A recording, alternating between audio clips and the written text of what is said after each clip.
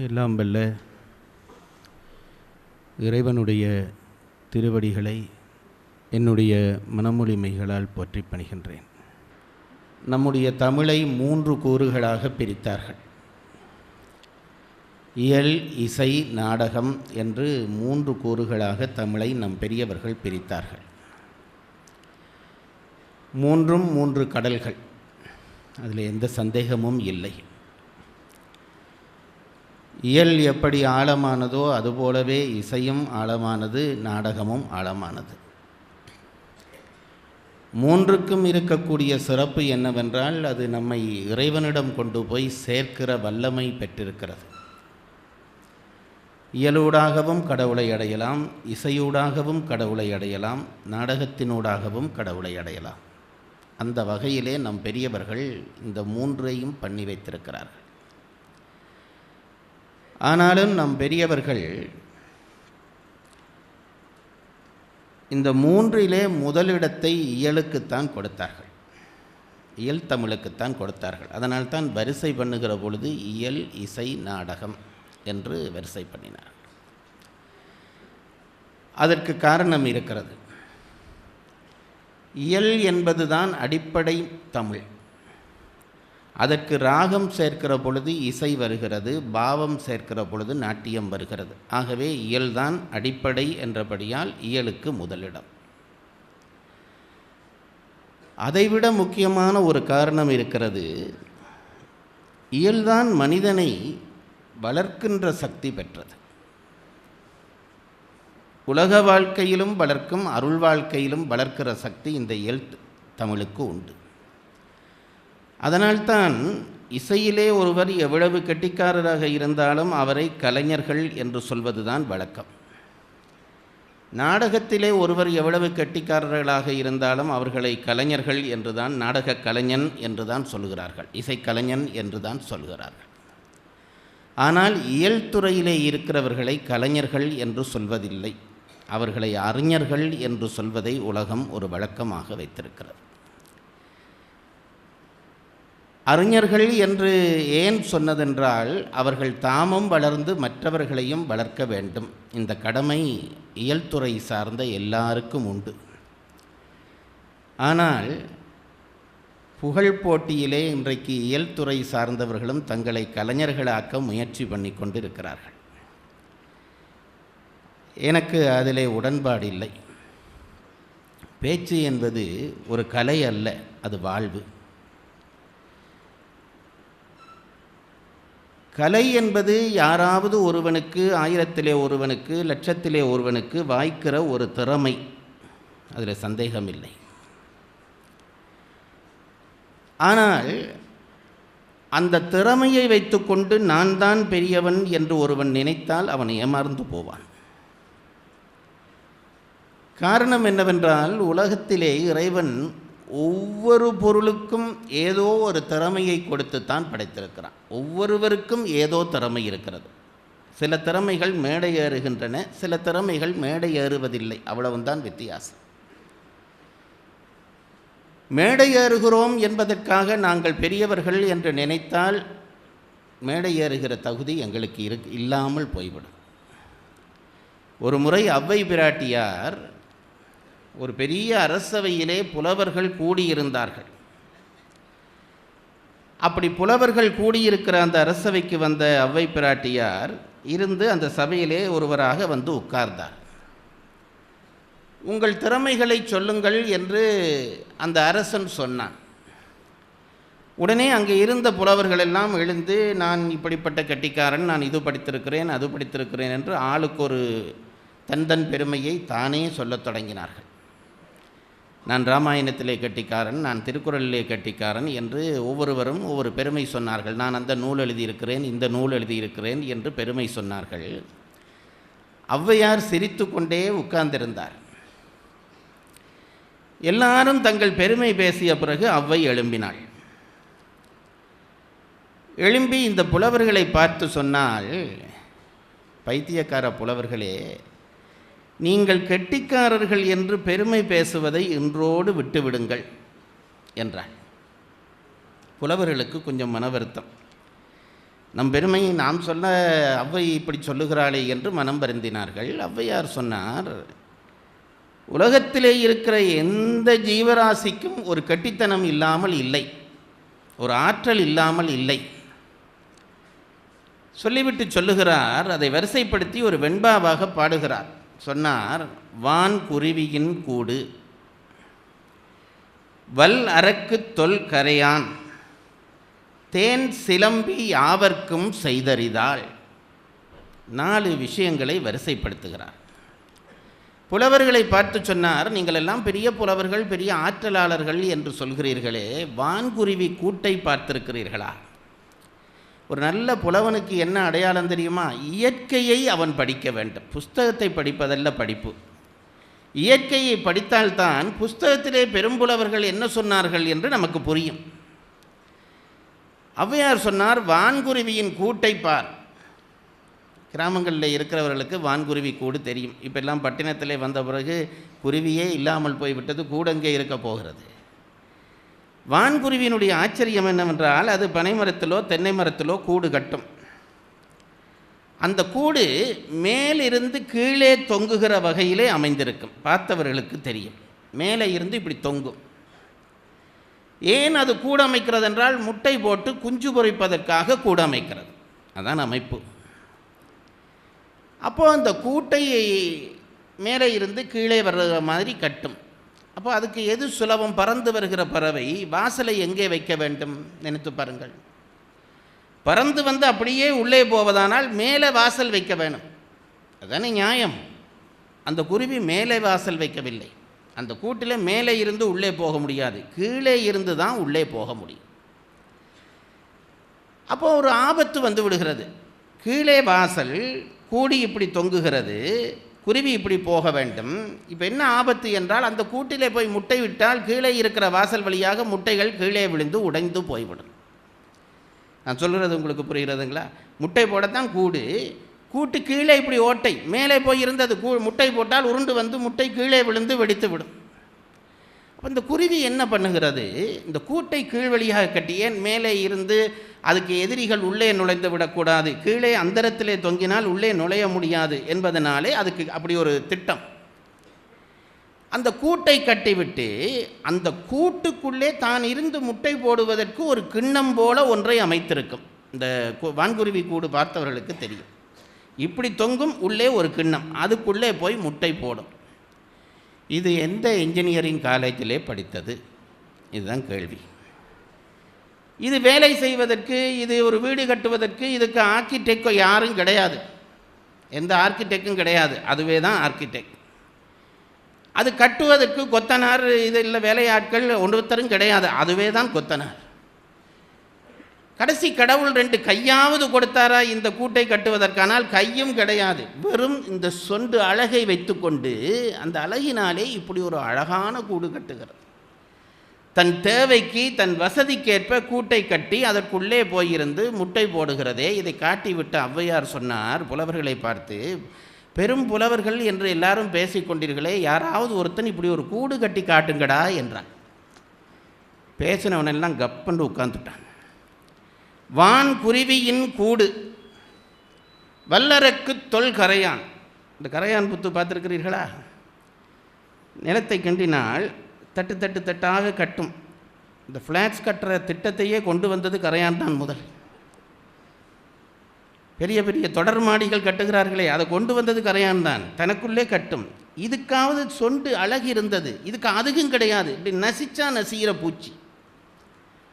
அது சுற்றம்பேணி வாழ்வதற்கு, குடும்பத்தோடு வாழ்வதற்கு, உறவோடு வாழ்வதற்கு மண்ணிலே தன் எச்சிலை கலந்து கூடு கட்டி வாழ்கிறது. இப்படி ஒரு கூடு கட்டுவியாடா என்று இந்த பக்கமாக திரும்பி கேட்டார். அத்தனை பேரும் உட்கார்ந்துட்டார். வான் குருவியின் கூடு, வல்லரக்கு தொல்கரையான், தேன். அடுத்தது பாருங்க, தேனி. அதுவும் ஒரு சின்ன பூச்சி.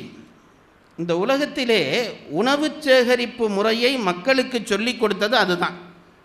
இப்போ தான் பெரிய பெரிய கட்டடங்கள் கட்டி எங்களுக்கு தேவையான உணவை சேமிக்க வேணும் என்று நாங்கள் பழகி இருக்கிறோம். அது இயற்கையிலேயே அந்த ஆற்றலோடு வந்தது. அதுலேயும் அதனுடைய ஆற்றல் திறமை ஒன்று சொல்லுகிறேன், நீங்கள் கவனியுங்கள். எங்காவது திரவத்தை மேலே தொங்க வைக்க முடியுமா? அப்படியே வழிந்து விடுமல்லவா திரவம். தேன் என்பது ஒரு திரவம், அது கீழே வழிந்து விடாமல் கூடு கட்டி அதற்குள்ளே தேக்கி வைக்கிற அறிவு இருக்கிறதே, அந்த தேனியை காட்டி இந்த பக்கமாக திரும்பி சொன்னார், யாராவது ஒரு தேனி கூடு கட்டுங்கடா பார்ப்போம். ராமாயணம் நல்லா பேசுகிற, பாரதம் பேசுகிற, திருக்குறள் பேசுகிற, ஒரு தேனி கூடு கட்டு பார்க்கலாம். அவன் பேசாமல் உட்கார்ந்து விட்டான். அதற்கு பிறகு சொன்னார், தேன் சிலந்தி வலை, அதனுடைய கட்டுத்தனம் பாருங்கள். சின்ன பூச்சி ஒரு வலைக்குள்ளே அது நடமாடும், அது மட்டும்தான் நடமாடலாம், வேறு ஏதாவது போனால் அகப்பட்டு போகும். அதில் என்ன வசதி, அது கூடு கட்டி, அது வீடு, கூடு தான் அதுக்கு வீடு, அந்த வீடை கட்டினா அதுக்கு போதும், அதுக்கு மேலே அது ஒன்றும் பண்ண தேவை. அதுக்கான உணவெல்லாம் தானாக வந்து உள்ளே அகப்படும். இது தேடி போய் ஒன்றையும் பிடிக்க வேண்டாம், கூடு கட்டிட்டா போதும், அது வந்து அகப்படும். அந்த காலத்தில் அரசியலில் இருக்க வேண்டிய பூச்சி. இந்த நாளையும் சொன்னார் ஔவையார். வான் குருவியின் கூடு வல் அரக்கு தொல்கரையான் தேன் சிலம்பி யாவர்க்கும் செய்தறிதால் யாம் பெரிதும் வல்லோமே என்று வலிமை சொல்ல வேண்டாங்கான். பெரிய கெட்டிக்காரன் ஒன்றும் பேசாதடா, யாம் பெரிதும் வல்லோமே என்று வலிமை சொல்ல வேண்டாங்கான், எல்லோர்க்கும் ஒவ்வொன்று எளிது என்று பாட்டை முடித்தார். இந்த உலகத்திலே ஆண்டவன் எல்லாருக்கும் ஒரு ஆற்றலை கொடுத்துத்தான் இருக்கிறான். அந்த ஆற்றல் தெரிந்து சில பேர் அதை வளர்த்து கொள்கிறார்கள், சில பேர் வளர்க்காமல் வாழ்க்கையை வீணடிக்கிறார்கள். அவ்வளவுதான். இறைவன் யாருக்கும் வஞ்சகம் செய்யவில்லை. என்னுடைய ஆசிரியர் சொல்வார், காகம் கா கா என்று பறந்து கத்தியபடியே பறக்கிறதே, உன்னால் பறக்க முடியுமா என்று என்னை கேட்பார். ஆகவே நீ பெரியவன் என்று சொல்லாதே என்று என்னுடைய ஆசிரியர் சொல்வார். நான் இப்போ உங்களை சொல்லுகிறேனே, இந்த வித்தைகள் எல்லாம் இருக்கிறதே, அது வாழ்வல்ல, அதை புரிந்து கொள்ளுங்கள். நான் பணக்காரனானேன், நான் படிப்பாளியானேன், நான் கலைஞனானேன், நான் பேச்சாளனானேன், இப்படி ஒவ்வொன்று தகுதி சொல்கிறோம் அல்லவா, இதுவல்ல வாழ்க்கை. வாழ்க்கை வேறு, இதை புரிந்து கொள்ள வேண்டும். நாங்கள் இந்த திறமைகளை வளர்த்து கொண்டு இதிலேயே மகிழ்ந்து, இதிலேயே பெருமைப்பட்டு, இதிலேயே ஆணவப்பட்டு வாழ்க்கையை வீணாக்கி கொண்டிருக்கிறோம். உண்மை வாழ்க்கை என்ன தெரியுமா? இறைவன் எனக்கு என்ன எதை தந்தானோ அதை தேடி தெரிந்து கொள்வது முக்கியம். அதை தேடி தெரிந்து கொள்வது முக்கியம். ஆண்டவன் ஒவ்வொருவருக்கும் ஒரு திறமை படைத்தான். அந்த திறமை எங்கே இருக்கிறது என்று தேடி தேடி தேடி அதன்படி இறைவன் எனக்கு தந்தது இதுதான் என்று தெரிந்து கொண்டு வாழ தலைப்பட்டு விட்டால் வாழ்க்கையிலே நிம்மதி நிச்சயம். நிம்மதி நிச்சயம். நான் உங்களை கேட்கிறேன், சந்தோஷத்துக்கு என்ன வேண்டும்? பதில் நீங்கள் வெளியில் சொல்ல வேண்டாம், ஆனால் எல்லாருக்கும் மனதுக்குள்ளே இப்போ பதில் வந்திருக்கும், பணம் வேண்டும். அதுக்கு தானே இந்த பாடுபடுகிறோம். சந்தோஷத்துக்கு பணம் வேண்டும் என்று நினைக்கிறோமே, அப்படியானால் பணக்காரர்கள் எல்லாரும் சந்தோஷமாக வல்லவா இருக்க வேண்டும்? கோயிலில் போய் பாருங்கள், எல்லாரையும் முந்தி அடித்து 1000 ரூபா டிக்கெட் எடுத்து அவன் தான் முன்னுக்கு போய் நிற்கிறான், ஏழைகளை பின்னுக்கு தள்ளி. என்ன காரணம்? அவனுக்கு இவனை விட அதிகம் கவலை இருக்கிறது என்று அர்த்தம். அதை நாம் புரிந்து கொள்வதில்லை. செல்வம் வாழ்க்கைக்கு ரொம்ப அவசியம்.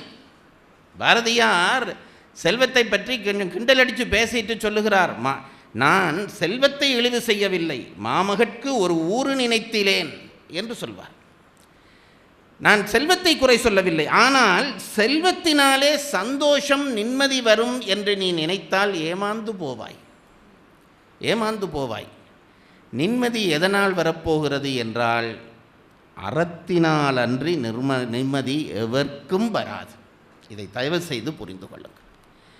என்னை பொறுத்தளவிலே நான் இப்பொழுதெல்லாம் நினைப்பது, இந்த பேச்சு துறையே வேண்டாம். உலகத்திலே நல்லவை பல இருக்கிறதை, அதை 4 பேருக்கு சொன்னால் போதாதா? 4 பேர் வாழ்ந்தால் போதாதா?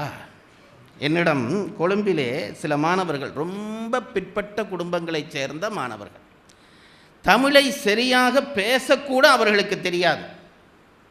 அவர்களுக்கு நான் திருக்குறள் சொல்லிக் கொடுத்தேன். நான் திருப்பி நான் கட்டித்தனம் பேசுகிறதா நினைக்காதீர்கள், சொல்லிக் கொடுத்தேன். நான் ஆச்சரியப்பட்டேன். புலால் மறுத்தல் என்கின்ற அதிகாரம், அதை பாடம் சொன்ன உடனே ரொம்ப பிற்பட்ட குடும்பத்தை சார்ந்தவர்கள், அந்த இளைஞர்கள் அத்தனை பேரும் புலால் உண்பதை நிறுத்திவிட்டார்கள். நான் நினைத்தேன், என்னை விட அவன் எவ்வளவு பெரியவனாக இருப்பான், எவ்வளவு பெரியவனாக இருப்பான். 1000 பேருக்கு பாடம் சொல்லுகிறோம், திருக்குறளை பற்றி நல்ல சொற்பொழிவாற்றுகிறோம். அதை சொன்னதை கடைப்பிடிக்க வேண்டும் என்று நினைக்கிற நினைப்பை விடவா எங்கள் படிப்பு பெரிதாக போய்விடும்? அதனாலே நான் உங்களுக்கு அழுத்தி சொல்லுகிறேன், சந்தோஷம் நிம்மதி வேண்டுமா? இறைவன் உங்களை எப்படி படைத்தான், எதற்காக படைத்தான் என்று தெரிந்து கொள்ளுங்கள். அதன்படி வாழுங்கள், நிம்மதி வரும். இன்னொருவரை பார்த்து நான் விரும்ப வேண்டாம். புலிக்கு ஒரு படைப்பு, அதனுடைய வேலை வேறே. மானுக்கு ஒரு படைப்பு, அதனுடைய வேலை வேறே. முயலுக்கு ஒரு படைப்பு, அதனுடைய வேலை வேறே. ஒரு நாளும் ஒரு முயல் மானை பார்த்து நான் மான் போல இருக்க வேண்டும் என்று நினைச்சதாக வரலாறு இல்லை. ஒரு மான் புலியை பார்த்து நான் புலி போல இருக்க வேண்டும் என்று நினைச்சதா இல்லை. மனுஷன் மட்டும்தான் நான் அவனைப் போல இருக்க வேணும், இவனைப் போல இருக்க வேணும் என்று தன்னைப் போல இருக்காமல் இழந்து போய் கொண்டிருக்கிறான். எல்லாருக்கும் ஆசை என்ன? நான் அவனைப் போல வாழ வேண்டும், இவனைப் போல வாழ்ந்தவன், இவனைப் போல வாழ்ந்த வேண்டும். உன்னை இறைவன் படைத்தானே, ஏதோ ஒரு நோக்கத்துக்காக படைத்தான் அல்லவா? அதற்காக வாழ். அதுதான் உனக்குரிய அறம். நான் எப்பொழுதும் சொல்லுகிறேன் பாருங்கள், இந்த தர்மத்தை, அறத்தை, ஒழுக்கத்தை கடைப்பிடித்து விட்டால் வாழ்க்கையிலே சர்வ சத்தியமாக நிம்மதி வரும். சர்வ சத்தியமாக நிம்மதி வரும், அதில் எந்த சந்தேகமும் இல்லை. இதை தெரிந்து கொண்டு நம் பெரியவர்கள் தர்மத்தை உபதேசம் பண்ணி இருக்கிறார்கள். அந்த தர்ம உபதேசத்திலே மிகச்சிறந்த ஒரு உபதேசம் திருவள்ளுவரூடாக திருக்குறள் என்ற பெயரிலே நமக்கு கிடைத்திருக்கிறது. அதை கூட நாங்கள் படிப்பதில்லை, பார்ப்பதில்லை என்பது ரொம்ப கவலை. அறத்தை எளிமையாக சொல்லித் தருகிறார் திருவள்ளுவர். எப்படி நீ அறத்தை பின்பற்றி வாழ வேண்டும், இதுதான் அவருடைய உபதேசம். ஒரு அழகான நூல் செய்கிறார். திருக்குறள் என்று ஒரு நூல், 1330 குறள். ரொம்ப எளிமை. ஒரு நாளைக்கு ஒரு குறள், அதுவும் ஒரு 4 வரி பாட்டும் இல்லை, 1.25 வரியில் பாடமாக்கிடலாம். அகர முதல எழுத்தெல்லாம் ஆதிபகவன் முதற்றே உலகு. இது படிக்கிறதுக்கு எவ்வளவு நேரம் வேணும்? நான் உங்களை கேட்குறேன். தேவையில்லாத விஷயம் எத்தனை பேசுகிறோம். ஒரு நாளைக்கு ஒரு குறள். நான் எல்லாருக்கும் சொல்கிறேன் பாருங்கள், வீட்டிலே ஒரு கரும்பலகை வைத்துக்கொள்ளுங்கள். வீட்டு கூடத்திலே ஒரு சுவரில் மாட்டிட வேணும். ஒரு நாளைக்கு ஒரு குறள் வீட்டு பிள்ளைகள் எல்லாருக்கும் சொல்ல வேண்டும். இந்த திருக்குறளை ஒவ்வொரு நாளும் படித்து விடுங்கள், பாடமாக்கி விடுங்கள். ராத்திரி வந்து, அல்லது ஒரு 3 நாள் இருக்கட்டுமே. இப்போ என்ன நட்டம் வந்து விட போகிறது? 3 நாள் முடிந்தவுடனே வீட்டிலே அப்பா அம்மா பிள்ளைகள் எல்லாரும் சேர்ந்து இதை அழித்து விட்டு சொல்ல முடியுமா என்று பார்க்க வேண்டும். அது சொல்ல முடிந்தால் அது ஒரு வெற்றி. அது ஒரு 50% வெற்றி தான். அதற்கு பிறகு அதில் என்ன சொன்னதோ அதன்படி வாழ முடிந்தால் 100% வெற்றி. எளிமையாக தர்மத்தை கடைப்பிடிப்பதற்கு நம் பெரியவர்கள் நமக்கு வழி சொல்லி தந்திருக்கிறார்கள். ஒட்டுமொத்த அறத்தையும் ஒரு 1330 குறளிலே வைக்கிறது என்பது லேசான வேலை இல்லை. அதனால்தான் திருவள்ளுவரை பற்றி பேசுகிற பொழுது நம் பெரியவர்கள் வள்ளுவ கடவுள் என்று தான் பேசுவார். வள்ளுவனை புலவனாக சொல்வதில்லை, வள்ளுவ கடவுள் என்று பேசுவார். அந்த வள்ளுவர் அறத்தை எளிமைப்படுத்தி நமக்கு உரைக்கிறார். அது பற்றித்தான் இந்த 3 நாளும் சொல்லப் போகிறேன். மிக எளிமைப்படுத்தி அந்த அறத்தை உரைக்கிறார்.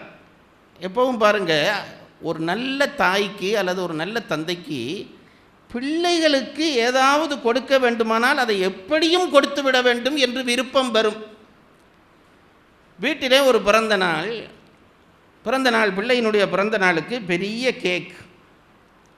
பெரிய கேக் வெட்டி அதில் மெழுகுத்திரி எல்லாம் கொளுத்தி அதெல்லாம் ஊதி, அதெல்லாம் இப்போ வெள்ளைக்காரர்கிட்டருந்து நாங்கள் பழகி வைத்திருக்கிறோம் அல்லவா. தீபம் ஏற்றுவதற்கு பதிலாக தீபத்தை அணைப்பது என்பது எங்களுக்கு ஒரு விழா.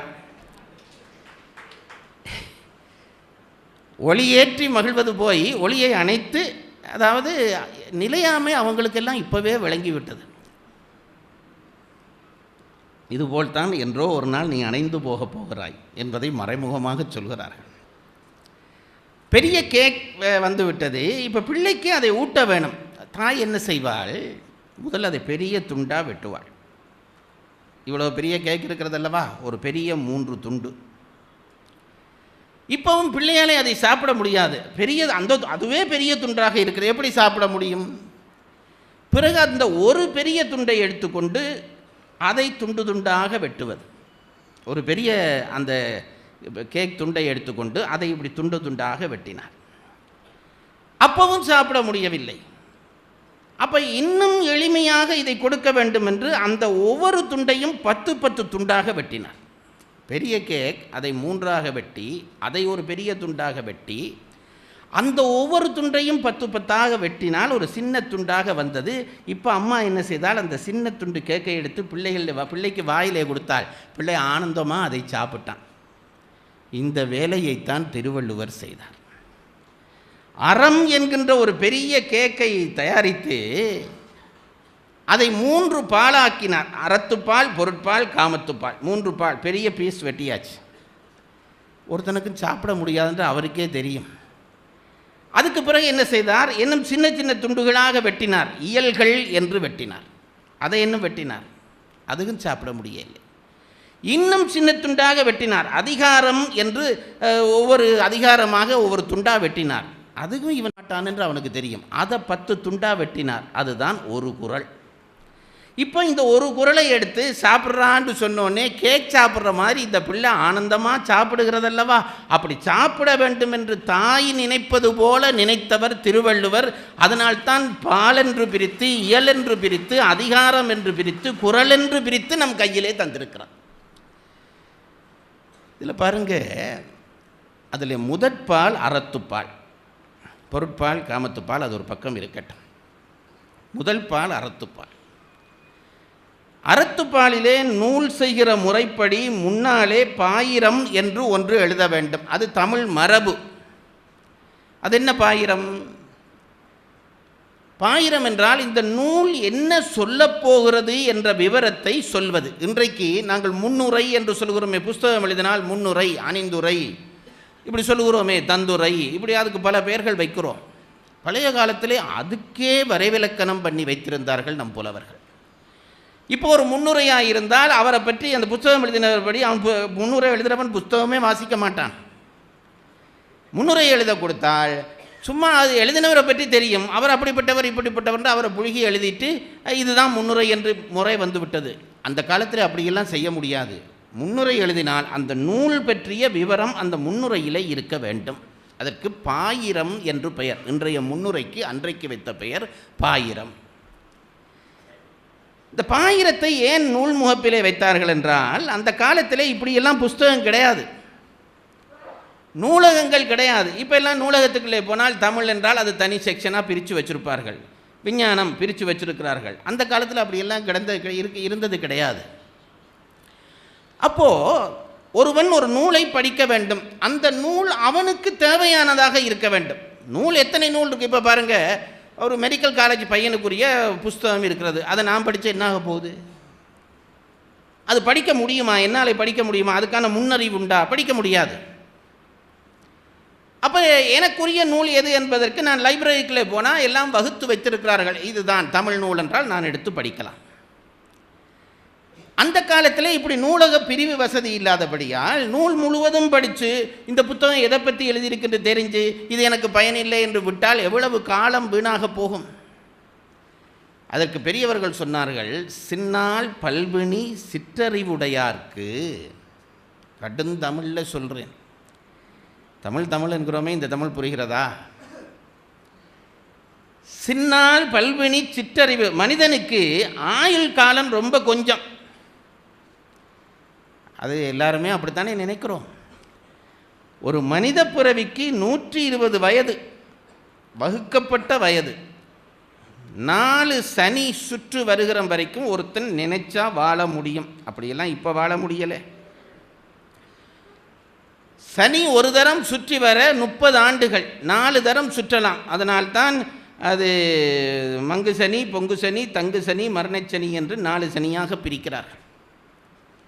அப்போ இந்த 4 சனி காலம் என்பது 120 வயது காலம். 120 என்பது எங்களுக்கு பெருசு. 120 என்பது காலக்கூறிலே பெரிய காலமா?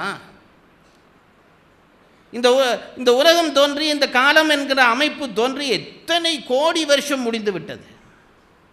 டைனாசர் என்கின்ற அந்த உயிர் வாழ்ந்து அழிந்து போய் 40,000 கோடி வருஷம் என்கிறார்கள். அப்போ நாம் வாழ்கிற 120 வருஷம் ஒரு புள்ளி. நமக்கு கிடைத்திருக்கிற ஆயுள் ரொம்ப குறைவு. அதையும் நாம் முழுசாக பயன்படுத்துவதில்லை. ஏதாவது கோளாறு பண்ணி இடையில் போயிடுறோம். ஒழுக்கமான வாழ்க்கை வாழ்ந்தால் அந்த 120 வயது வரை வாழ முடியும். ஆனால் நாங்கள் ஒழுக்கத்தோடு வாழ்வதில்லையே, அதனாலே எங்கள் ஆயுள் குறைந்து கொண்டே போகிறது. அப்போ சில நாள், கொஞ்ச நாள், இந்த கொஞ்ச நாளுக்குள்ளே நமக்கு இருக்கக்கூடிய துன்பம் பல்பிணி, எத்தனையோ நோய்கள், எவ்வளவு நேரத்தை வீணாக்க வேண்டி இருக்கிறது. கிட்டத்தட்ட ஒரு 1/3 தூக்கத்திலே கழித்து விடுகிறோம், வீணாக போய் விடுகிறது. 1/3 தூக்கம், சாப்பாடு, குளிப்பு, முகங்கழுவுதல், மற்ற வேலைகள் பார்க்க இன்னொரு 1/3 போய்விடும். மிச்சமாக இருக்கிற அந்த நேரத்தை கூட நாங்கள் படிப்புக்கு செலவழிக்கிறோமா? 6வது அறிவை தந்து என்ன பிரயோசனம் பெற்றோம்? ஒன்றும் இல்லையே. ஒரு நாளிலே உங்களுடைய பொழுதை கழித்து பாருங்கள். கல்விக்கு நீங்கள் எவ்வளவு நேரம் செலவழிக்கிறீர்கள் என்றால், ஒரு மணி நேரம் அல்லது 1.5 மணி நேரம் முழுசாக செலவழித்தா பெரிய விஷயம். மாணவர்களே இந்த காலத்தில் செலவழிக்கிறார்களே. அப்போ இருக்கிற ஆயுள் கொஞ்சம், அதற்குள்ளே எத்தனையோ நோய், இதுக்குள்ள நோய்களும் வந்துவிடும். 2 பெரிய நோய், சோர்வு, பசி. இந்த 2 நோய். பசி வந்தால் படிக்கவே முடியாது. மானம், குலம், கல்வி, வன்மை, அறிவுடைமை, தானம், தவம், முயற்சி, தாளாமை, தேனின் கசிவந்த செல்லியர்வாள், காமுறுதல், 10 பசி வந்திட பறந்து போ. இப்போ 10 மணி 10:30 மணி வரை நான் இருந்து பேசினா நீங்கள் எத்தனை பேர் கேட்பீர்கள்? பேச்சாவது ஒன்றாவது. அப்போது இவையெல்லாம் கடந்து படிக்கிற நேரம் என்பது ஒரு கொஞ்ச நேரம், அதை புரிந்து கொள்ளுங்கள். அப்போ சில நாள் பல்பிணி. சரி, கொஞ்ச நேரம்தான் படிக்கிறோம், அந்த படிக்கிற அவலத்தையும் வாங்கக்கூடிய புத்தி இருக்குதா? எங்கள் புத்தி இருக்குதே. 100 விஷயம் சொன்னால் 2 விஷயம் நிற்கும். இப்போது இந்த சபையில் இப்போ ஒரு 6-7 வருஷமாக பேசுகிறேன்னா, போன வருஷம் என்ன பேசுனேன்னு கேட்டால் எனக்கு இந்த வருஷம் எனக்கு தெரியாது. ஆகவே நான் திருப்பியும் சில விஷயத்தை சொல்லுவேன். என்ன நம்பிக்கையிலே சொல்லுகிறேன் என்றால், எனக்கே மறந்து போச்சு, நீங்கள் நிச்சயமாக மறந்திருப்பீர்கள் என்ற நம்பிக்கையிலே சொல்லுகிறேன். உண்மைதானே? நம் படிக்கிற விஷயத்திலே 10 படித்தா 1 நின்றாலே பெரிய விஷயம். அது இயல்பாக இருக்கிற, நாம் எவ்வளவு படித்தாலும் கொஞ்சம் கூட நிற்கதில்லை. விவேகானந்தரை பற்றி சொல்லுகிற பொழுது சொல்வார்கள், என்ன செய்வாராம், ஒரு புஸ்தகத்தை எடுத்தால் இப்படி தட்டுவாராம், படிக்க மாட்டாராம், இப்படி தட்டுவாராம், தட்டி மூடி வச்சுட்டு புஸ்தகத்தில் இருக்கிற அவ்வளவும் சொல்லுவாராம். எக்ஸ்ட்ரா அறிவு என்று சொல்வார்கள். இந்த புத்தகத்தை பார்த்தாலே அத்தனையும் போய் அவர் புத்தியில் பதிஞ்சிடுது. நமக்கு அப்படி அறிவு கிடைச்சிருக்கிறதா? இல்லையே. ஒரு கொஞ்சம் 10 நாள் படித்தா ஒரு நாள், 100 நாள் கற்று 6 நாள் விட போம், அவ்வளோதான் நம்ம கல்வி. அப்போது கிடைச்ச ஆயுள் கொஞ்சம் ஆயுள், அதற்குள்ளே பலவிதமான பிணிகள், இருக்கிற அறிவோ சிற்றறிவு. இப்படி இருக்கிற மனிதன் படிக்க வேண்டுமானால் தேர்ந்தெடுத்து தான் படிக்க வேண்டும். எல்லாம் படித்து எல்லா நூலையும் படித்து இதில் எது எனக்குரியது என்று கண்டுபிடிக்கிறதுக்குள்ளே ஆயுள் முடிஞ்சு போய்விடும். அதனாலே நூலை படிக்கிற பொழுது ஒருவனுக்கு இந்த நூல் உனக்கு உதவுமா உதவாதா என்று தெரிந்து கொள்ள வேண்டும் என்பதற்காக நூலினுடைய முகப்பிலே பாயிரம் என்று ஒன்றை செய்வார்கள். அதை படித்தா தெரியும் இந்த நூல் என்ன சொல்ல போகிறது, இது எனக்கு தேவையா இல்லையா, அதுக்கு மேலே படிக்கலாமா இல்லையா, விட்டுறலாம். இது நூல் மரபு. அதனாலே திருவள்ளுவர் என்ன செய்கிறார், நூல் தொடங்கினோடனே பாயிர இயல் என்று ஒரு இயல்லே 4 அதிகாரம் வைத்தார். கடவுள் வாழ்த்து, வான் சிறப்பு, நீத்தார் பெருமை, அரண் வலியுறுத்தல். இது 4க்குள்ளே இந்த புத்தகத்திலே என்ன சொல்கிறது என்று சொல்லிட்டார். அது நான் இப்போ சொல்ல மாட்டேன். பாயிரவியல், இந்த நான் சொன்னேனே கேட்க 3ஆ வெட்டிட்டு அதில் இப்போ அறத்துப்பால் என்ற அந்த ஒரு துண்டை வெட்டுறார். பாயிரவியல். அதுக்கு பிறகு அது முடிஞ்ச உடனே இல்லறவியல் என்று ஒன்றை சொன்னார். அதுக்கு பிறகு துறவரவியல் என்று ஒன்றை சொன்னார். அதற்கு பிறகு ஊழியல் என்று ஒன்று. இந்த 4ம் சேர்ந்தது தான் அறத்துப்பால். திரும்ப சொல்லுகிறேன், பாயிரவியல், அதற்கு பிறகு இல்லறவியல், துறவரவியல், ஊழியல், இந்த 4ம் சேர்ந்தது தான் அறத்துப்பால். ஐயா ஆரம்பத்திலேயே சொல்லிட்டார், இன்றைக்கு ஒரு வகுப்பு நடத்துவார் என்று. உங்கள் முகத்தில் பயம் தெரிகிறது, இது இப்படியே தான் போக போகுதா என்று. இதெல்லாம் முன்னுரை. இனி உங்களுக்கு களைப்பில்லாமல் சில விஷயம் சொல்லுவேன். ஏனென்றால் எப்பொழுதுமே உங்களை சிரிக்க வைத்து விளையாட வைத்து பேசினால் அதனாலே என்ன பயன்? நான் சொர்க்கத்துக்கு போக வேண்டாமா? அப்போ இந்த நாலியல்லே பாயிரவியல் என்பது நூலை பற்றி சொன்னது 3 இயல். இந்த 3 இயல்லே 3 தலைப்பு தான் நான் தந்திருக்கிற தலைப்பு. இல்லறவியலை பற்றி பேசுவதற்காக இல்லறம் என்று தலைப்பு, துறவரவியல் பேசுவதற்காக துறவரம் என்று தலைப்பு, ஊழியல் பற்றி பேசுவதற்காக ஊழ் என்று தலைப்பு. அப்போ கிட்டத்தட்ட இந்த 3 நாட்களுக்குள்ளே அறத்துப்பால் முழுவதும் சொல்லப் போகிறேன், மேலோட்டமாக சொல்லப் போகிறேன். ஏனென்றால் நான் எப்பவும் சொல்கிறது, பிள்ளைகளுக்கு ருசியை காட்டிவிட்டால் போதும், பிறகு அவர்களாக தேடி சாப்பிடுவார்கள். முழுவதும் நாம் இருந்து ஊட்டவா வேண்டும்? திருப்பதி லட்டு கொண்டு வந்து ஒரு சின்ன துண்டு வாயில் வச்சா போதாதா? நாம் ஒளிச்சு வச்சாலும் அவன் தேடி எடுத்து தின்ன மாட்டானா? அதுபோலத்தான் இந்த 3 நாளிலே ஒரு சின்ன துண்டு, 3 இயல்ல இருந்து ஒரு சின்ன சின்ன துண்டு உங்களுக்கு தரப்போகிறேன். சாப்பிட்டு பாருங்கள், பிடித்தால் சாப்பிடுங்கள். இதிலே முதல் பகுதியாக வருவது இல்லறம். அறத்தை நம்முடைய பெரியவர்கள் வகுத்தது போல இந்த உலகத்திலே ஒரு பிள்ளை வகுத்திருக்க மாட்டான். அறம் என்றால் என்ன என்று கேட்டவுடனே நான் முன்பும் சொல்லியிருக்கிறேன் உங்களுக்கு என்று நினைக்கிறேன். என்ன சொன்னார்? இன்னென்னவற்றை செய், இன்னென்னவற்றை செய்யாதே, இவ்வளவுதான் அறம். எவ்வளவு சுலபமாக சொல்லுகிறார்கள் பாருங்கள். இன்னென்னவற்றை செய், இன்னென்னவற்றை செய்யாதே. அதில் ஒரு சுவை சொல்லுகிறேன் பாருங்கள். இன்னென்னவற்றை செய் என்று சொன்னதை செய்தால் 50 புள்ளி, தர்மத்திலே உங்களுக்கு 50 மார்க் வந்துவிடும். இன்னென்னவற்றை செய்யாதே என்று சொன்னார்களே, அதை செய்யாமல் விட்டால் 50 மார்க் வந்துவிடும். இப்போ இதில் பாருங்கள், செய்வதற்கு முயற்சி செய்ய வேண்டும். செய்யாமல் இருக்கிறதுக்கு ஏதாவது முயற்சி செய்ய வேண்டுமா? ஒன்றும். சும்மா இருந்துட்டமா இருந்தாலே தர்மத்திலே 50 மார்க்ஸ் எடுத்து பாஸ் பண்ணி போயிடலாம். சும்மா இருந்துட்டோம். நாங்கள் தானே சும்மா இருக்க முடியாமல் படாத பாடுபடுகிற ஆக்களாயிட்டு. சும்மா இருக்க முடிந்தாலே தர்மம் வந்துவிடும். எங்களிலே பல பேருக்கு தர்மம் தூங்குகிற பொழுது தான் வருகிறது. அப்போ தான் நாங்கள் பேசாமல் படுத்திருக்கிறோம். இல்லாவிட்டால் முழிச்சிருந்து என்னென்ன கோளாறு பண்ண முடியுமோ அத்தனையும் பண்ணுவோம். பல பேருக்கு தூங்குகிற பொழுது, பல பேர் அந்த தூங்குகிற பொழுதும் கெட்ட கனவாக கண்டு பாவம் செய்வான்.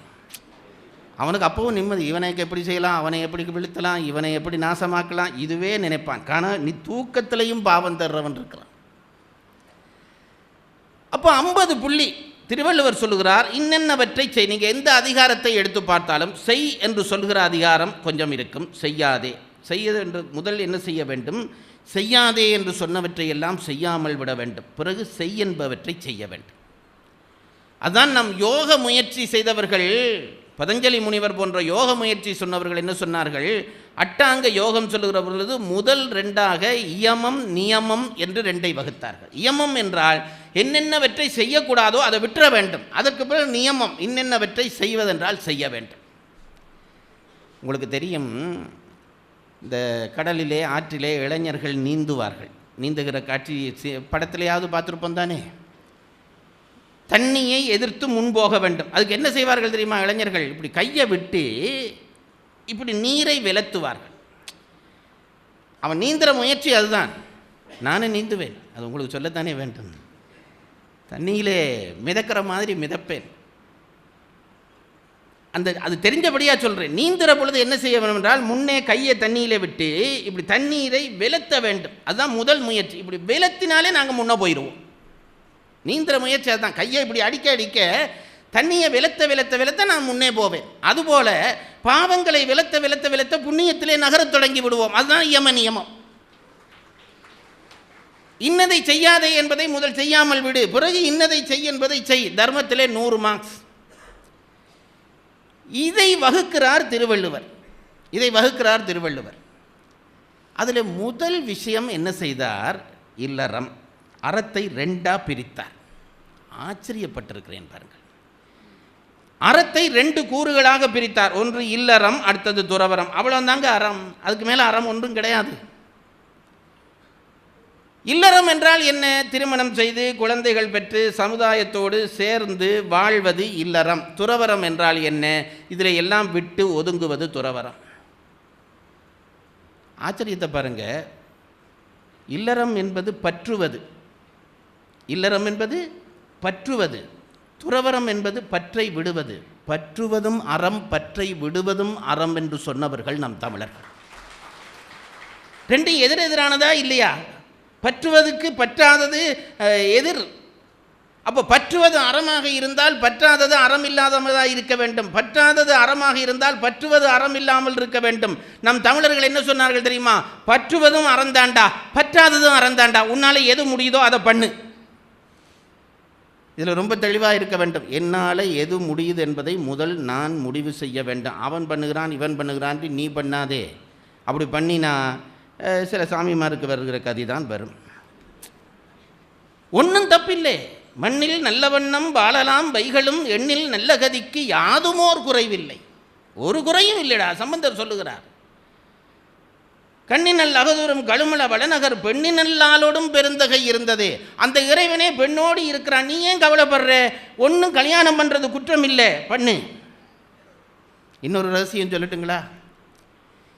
கல்யாணம் பண்ணி இல்லறத்திலே இருந்து அனுபவம் பெறாதவனுக்கு துறவரம் பெறுகிற தகுதி கிடையாது. நீங்கள் எல்லாரும் என்ன பரிதாபமாக பார்க்குறது தெரியுது.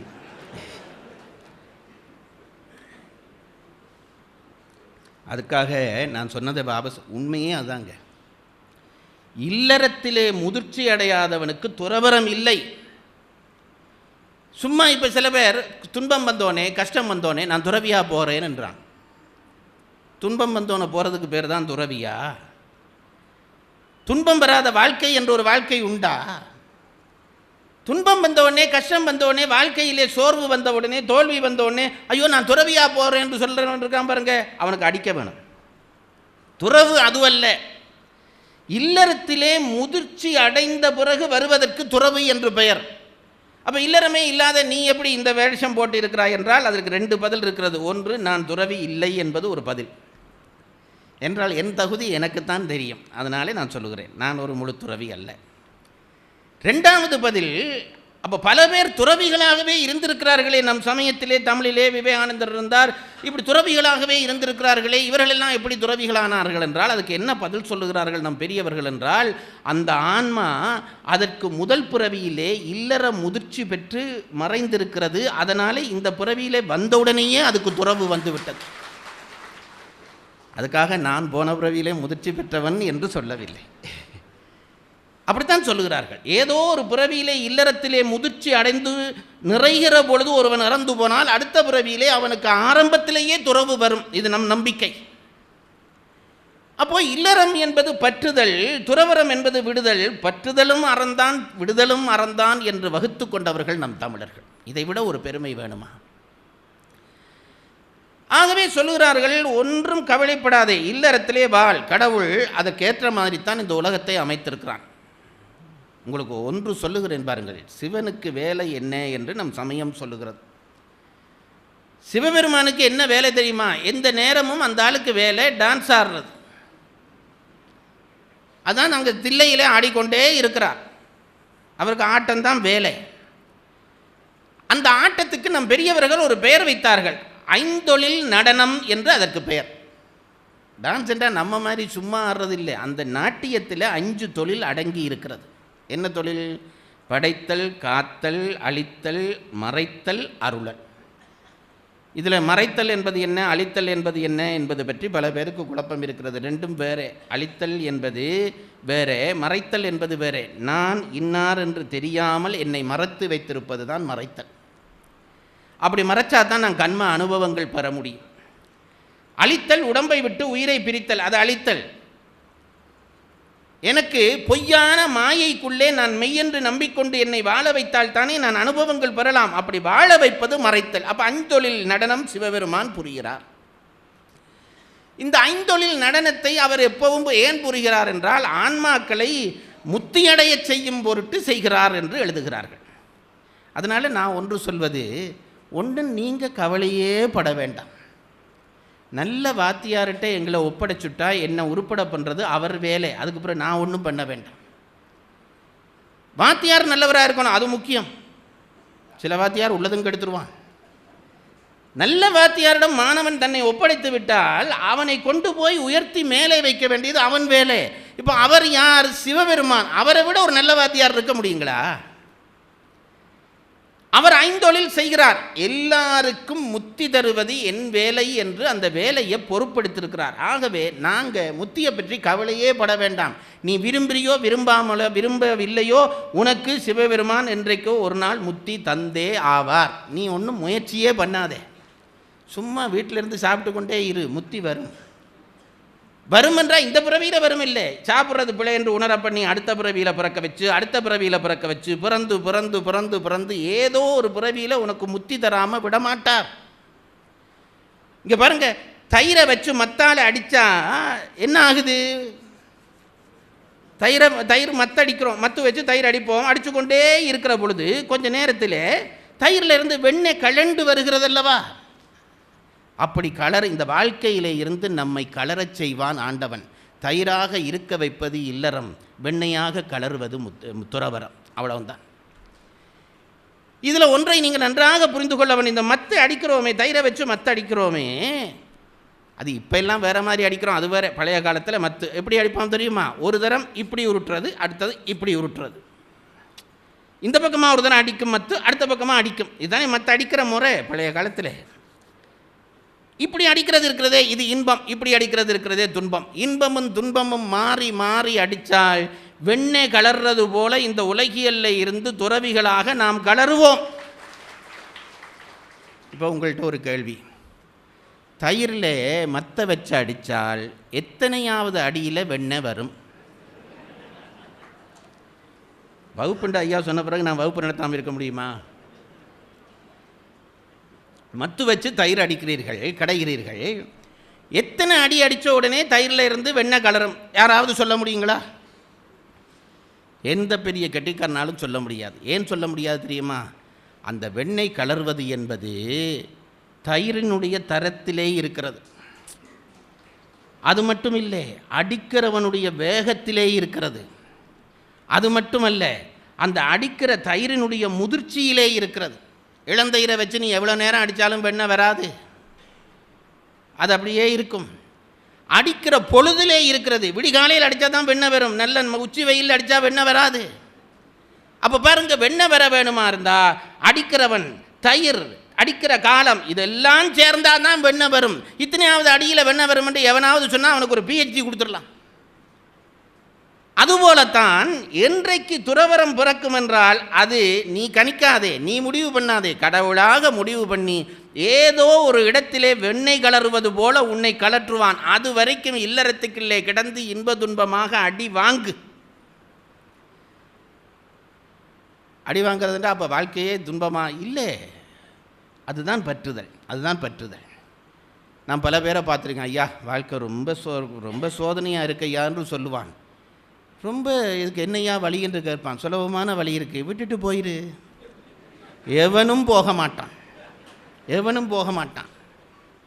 ஏனென்றால் அதான் அவர் சொன்னாரே, காத்திடவும் வழியறியீர் கைவிடவும் மாட்டீர், கவர் பிளந்த மரக்கிளையில் கால் வைத்து கொண்டே ஆப்பிழுத்த குரங்கதனை போலவே நீரும் அகப்பட்டீர் கிடந்துழல அகப்பட்டீரே.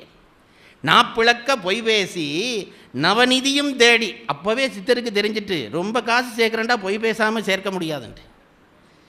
நாப்பிழக்க பொய் பேசி நவநிதியும் தேடி நலம் ஏதும் அறியாத நாரியரை கூடி பூப்பிழக்க வருகின்ற புற்றீசல் போல புலபுலன கலகலன புதல்வர்களை பெறுவீர்.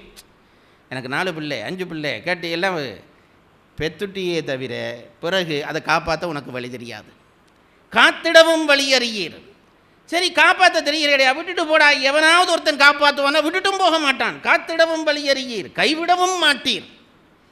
இதை சொல்லிட்டு அந்த சித்தன் சொன்னான், கவர் பிளந்த மரக்கிளையில் கால் வைத்து கொண்டே. ஒருத்தன் மரத்துக்கு ஆணி அடித்து பிளந்து வச்சுருந்தான். ஒரு குரங்கு வந்து அதில் உட்கார்ந்து வாழை அதுக்குள்ளே வச்சுக்கொண்டு அந்த ஆப்பை அசைச்சு அசைச்சு அசைச்சு அசைச்சு இழுத்துட்டுது. இப்போ என்னாச்சு தெரியுமோ? பிளந்த மரம் மூடிட்டுது, குரங்கு அம்பிட்டுது. அப்படி தானேடா நீ அகப்பட்டு இருக்கிறே என்கிறார் அந்த சித்தர்.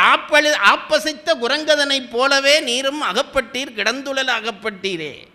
காத்திடவும் வழியறியீர் கைவிடவும் மாட்டீர் இருக்குதே. ரெட் சிவப்பு பேனையால் கீறீரவன். எல்லாரும் அதுதானே, காப்பாற்றவும் முடியலே, விடவும் முடியலே. இதுதான் ஆண்டவன் அடிக்கிற மத்து வேலை. இந்த இல்லறத்தை சிறப்பாக நடத்துவீர்களேயானால் துறவரம் தானே வந்து கூடும். இதுதான் திருவள்ளுவன் சொன்னது. சரி, இவ்வளவும் சரி. இல்லறத்தை சிறப்பாக நடத்துவது எப்படி? இதை யார் சொல்ல வேணும்? ஒரு இல்லறன் நடத்தி அனுபவப்பட்டவன் சொல்ல வேணும். இந்த மாதிரி கோலத்தில் இல்லறம் எப்படி நடத்துவது என்று சொன்னால் எவனாவது நம்புவீர்களா? ஒரு சொத்தி ஓடுறதை பற்றி சொன்னால் நீங்கள் கேட்பீங்களா?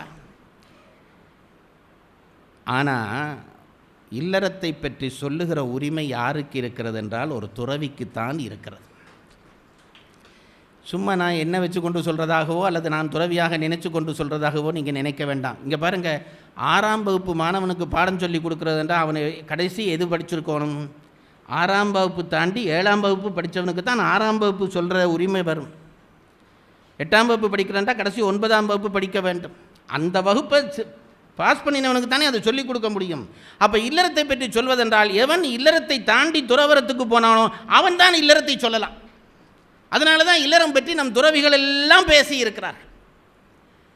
திருவள்ளுவர் இல்லறத்தை எடுத்துக்கொள்கிறார். அது சொல்ல திறப்புறார். இங்கே வா, கடவுள் ஒரு அற்புதம் பண்ணியிருக்கான் பாருங்க. வாழ்க்கையை சோர்வில்லாமல் நம்மை கடத்தி வைக்கிறான். நான் அது முந்தி உங்களுக்கு சொல்லியிருக்கிறேன், இந்த வர்ணாசிரம தர்மம் பற்றி உங்களுக்கு சொல்லியிருக்கிறேன். அது மட்டும் ஞாபகம் இருக்கிறது. பிறந்து விட்டோம், பூமியிலே பிறந்து விட்டோம். பிறந்தவுடனே ஆண் பெண் என்று வேஷம் வந்து விட்டது. உயிருக்கு ஆண் பெண் என்ற பேதம் இல்லை, அதை புரிந்து கொள்ளுங்கள். உடம்புக்கு தான் ஆண் பெண் பேதம். நான் செத்துட்டா அல்லது எனக்கு பக்கத்தில் இருக்கிற எங்கள் ஒரு அம்மா செத்துட்டா 2 பேர் உயிரும் உயிர் தான். அது ஆண் உயிர் பெண் உயிர் என்பது உடம்பாலே வருகிற பேதமே தவிர உயிருக்கு அந்த பேதம் இல்லை. இப்போ இந்த ஆண் பெண் என்ற பேதம் இருக்கிறதே, பிறந்த உடனே வளர்கிறான். ஒன்றும் இல்லை, இந்த சின்ன பையன் அந்த பக்கத்தை விட்டு சின்ன பொண்ணு பக்கத்தில் இருந்து 2 பேரும் விளையாடுவார்கள். ஒரு விகாரம் மனதிலே இருக்காது.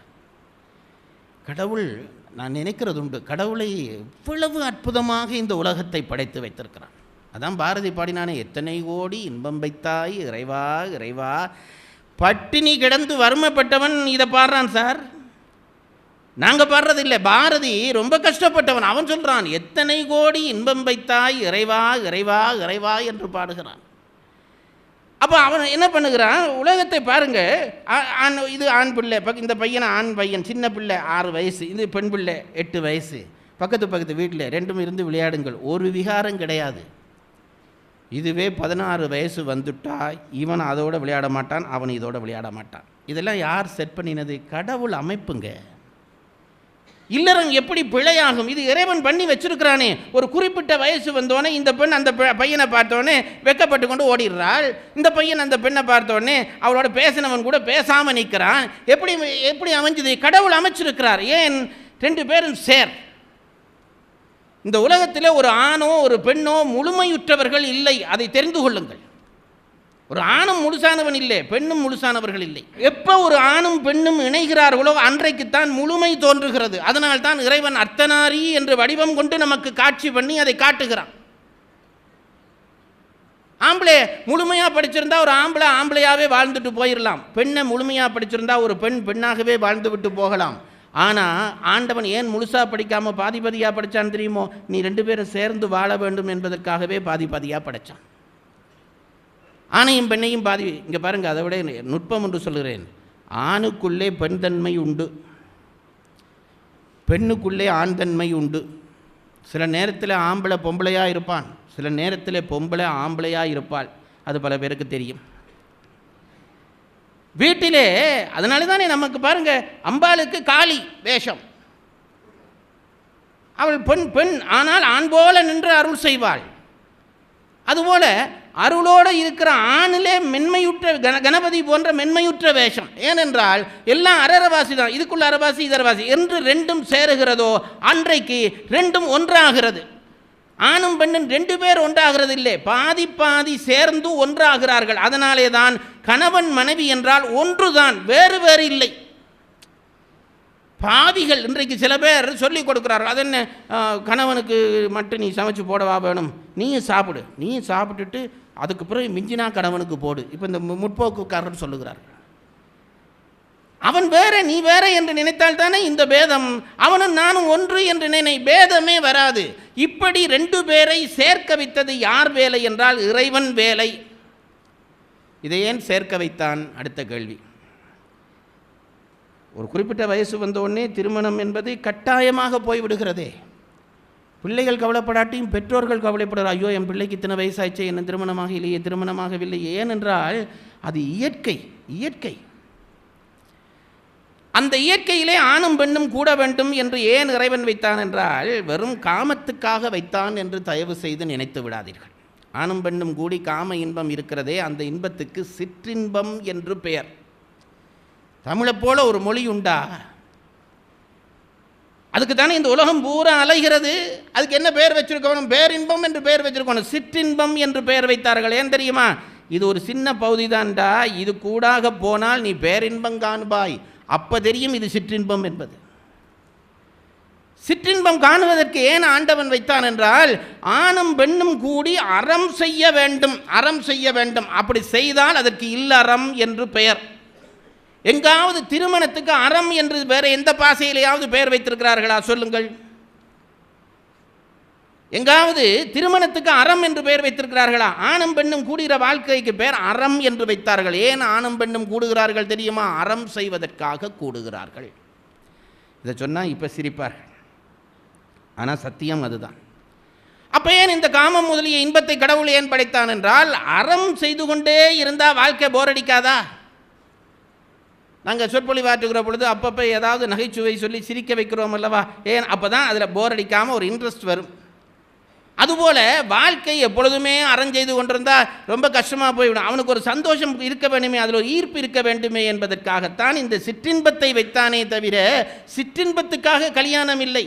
கல்யாணத்திலே அறம் செய்வதற்காக, அது ஒரு பொழுதுபோக்காக சிற்றின்பத்தை ஆண்டவன் படைத்திருக்கிறான். இந்த ரகசியத்தை புரிந்து கொள்ளுங்கள்.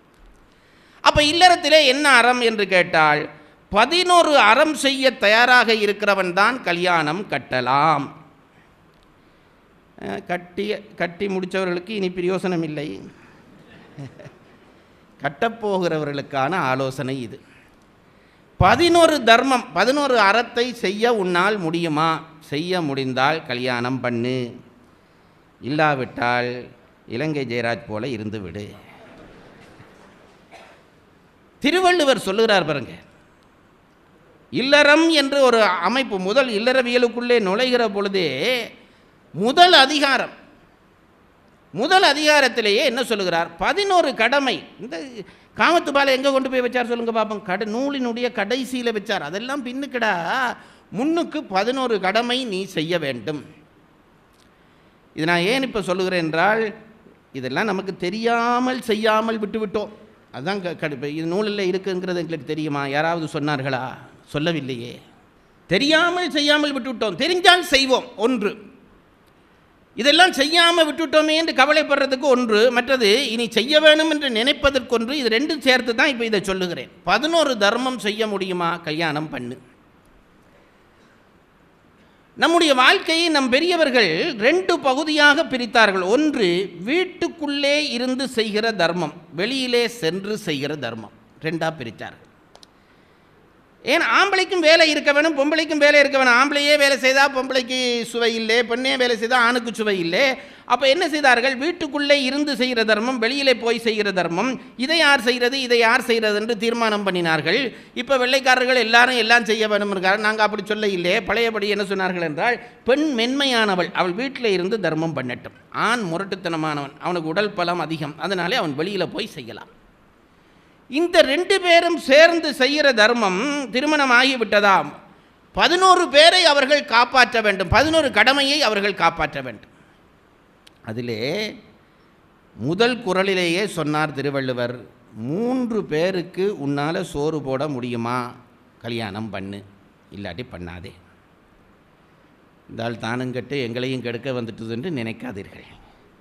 3 பேருக்குரிய கடமை செய்ய வேண்டும். இல்வாழ்வான் என்பான் இயல்புடைய மூவர்க்கு நல்லாற்றில் நின்ற துணை. ஒருவன் பிறந்த உடனே கற்க ஆரம்பிக்கிறான். அந்த காலத்து வயதுக்கு அவனுக்கு பிரம்மச்சாரி என்று பெயர். பிரம்மச்சாரி என்றால் அவன் கற்கும் பருவத்தில் இருக்கிறான் என்று பெயர். கற்கும் பருவத்தில் இருக்கிறவன் புலனடக்கத்தோடு இருக்க வேண்டும். புலனடக்கம் இல்லாமல் கற்க முடியாது. பிரம்மச்சாரியிலே 2 வகையான பிரம்மச்சாரி. ஒன்று படித்து முடியும் வரைக்கும் பிரம்மச்சாரியாக இருக்கிறவன், ஒருவன் ஆயுள் காலம் முழுவதும் பிரம்மச்சாரியாக இருக்கிறவன். இந்த படித்து முடியும் வரைக்கும் இருக்கிற பிரம்மச்சாரிக்கு பௌதீக பிரம்மச்சாரி என்று பெயர். ஆயுள் காலம் முழுவதும் பிரம்மச்சாரியாக இருக்கிறவனுக்கு நைட்டிய பிரம்மச்சாரி என்று பெயர். 2 பிரம்மச்சாரி. அப்போது இந்த கற்க முடியும் மட்டும் இருக்கிறவனுக்கு அவனை படிக்க வேணும். படிக்கிறதா இருந்தால் புத்தி அங்கே இங்கே போகப்படாது. முழுமையாக படிப்பில் அவன் மனம் செலுத்த வேண்டும். முழுமையாக அவன் படிப்பில் மனம் செலுத்த வேண்டுமானால் அவனுக்கு ஒரு வேலையும் இல்லாமல் அவனுக்கு என்னென்ன தேவையோ அதை இல்லறத்தார்கள் கொடுக்க வேண்டும். இது கடமை. ஒரு படிக்கிற மாணவன் ஐயா எனக்கு வறுமை, நான் படிக்க வேண்டும், எனக்கு புஸ்தகம் வாங்க வேண்டும், பணம் கொடு என்று கேட்டால் கொடுக்காதவன் இல்லறத்தான் இல்லை. இல்லறத்தான் இல்லை, கட்டாயமாக கொடுக்க வேண்டும். ஏனென்றால் அவனுக்கு அது கடமை. பிரம்மச்சாரியாக இருக்கிற காலத்திலே பிச்சை எடுக்கிற உரிமை அவனுக்கு நம்முடைய பெரியவர்கள் அதை உரிமையாக்கி 2 பேருக்கு பிச்சை எடுக்கிற உரிமை உண்டு. பிச்சை என்றால் நாங்கள் இப்போ பிச்சைக்காரனை சொல்லிவிட்டோம், அதல்ல. துறவியும் பிரம்மச்சாரியும் பிச்சை எடுக்கலாம். பிச்சை என்றால் என்ன தெரியுமா? உரிமையாக போய் கேட்பது. கொடு என்று கேட்டால் கொடுக்க வேண்டும். அப்போது ஒரு மாணவன் கேட்கிறான், பிரம்மச்சாரி கேட்கிறான், அவனை இல்லறத்தான் பாதுகாக்க வேண்டும். அவனுக்கு என்னென்ன தேவையோ அவனுக்கு தேவையானதெல்லாம் கொடுத்தே ஆக வேண்டும். இல்லாவிட்டால் இல்லறம் தோற்று போய்விட்டது என்று அர்த்தம்.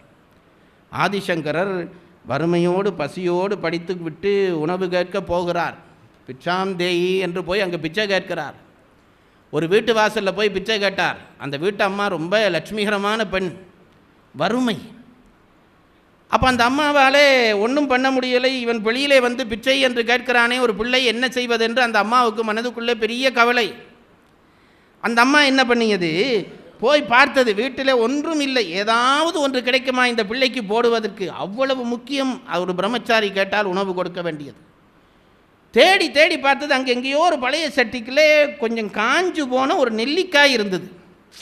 அம்மாவுக்கு மகிழ்ச்சி. அவனை இல்லைன்னு சொல்லாமல் கொடுக்க ஒன்று கிடைச்சது என்று அந்த நெல்லிக்காயை, அந்த காய்ந்து போன அந்த நெல்லி வெத்தலை கொண்டு போய் இந்த ஆதிசங்கரர் கையிலே போட்டார். போட்ட உடனே ஆதிசங்கரர் பார்த்தார், இந்த அம்மாவினுடைய அன்பு புரிந்தது. இல்லை என்று சொல்லக்கூடாது என்று நினைத்து தேடி இதை தருகிறாளே என்று நினைத்த உடனே கனகசாரா சோஸ்திரம் பாடினார். அந்த தோத்திரம் பாடின உடனே அந்த வீட்டிலே தங்க நெல்லிக்காய்களாக கொட்டியது என்பது புராண கதை. அப்போது பிரம்மச்சாரியை பேணுவது எவ்வளவு முக்கியம் அதை புரிந்து கொள்ளுங்கள். அப்போது ஒரு இல்லறத்தான் பிரம்மச்சாரி வந்தால் அது உன் பிள்ளையாகத்தான் இருக்க வேண்டும் என்று இல்லை, பக்கத்து வீட்டு பிள்ளையாக இருந்தாலும் நீ கொடுத்துத்தான் ஆக வேண்டும். அப்போது பிரம்மச்சாரியை பேணுவது எவ்வளவு முக்கியம் அதை புரிந்து கொள்ளுங்கள். அப்போது ஒரு இல்லறத்தான் பிரம்மச்சாரி வந்தால் அது உன் பிள்ளையாகத்தான் இருக்க வேண்டும் என்று இல்லை, பக்கத்து வீட்டு பிள்ளையாக இருந்தாலும் நீ கொடுத்துத்தான் ஆக வேண்டும். அதுக்கு அடுத்தது இவன் கிரகஸ்தான், இவன் குடும்பம் நடத்துகிறான்.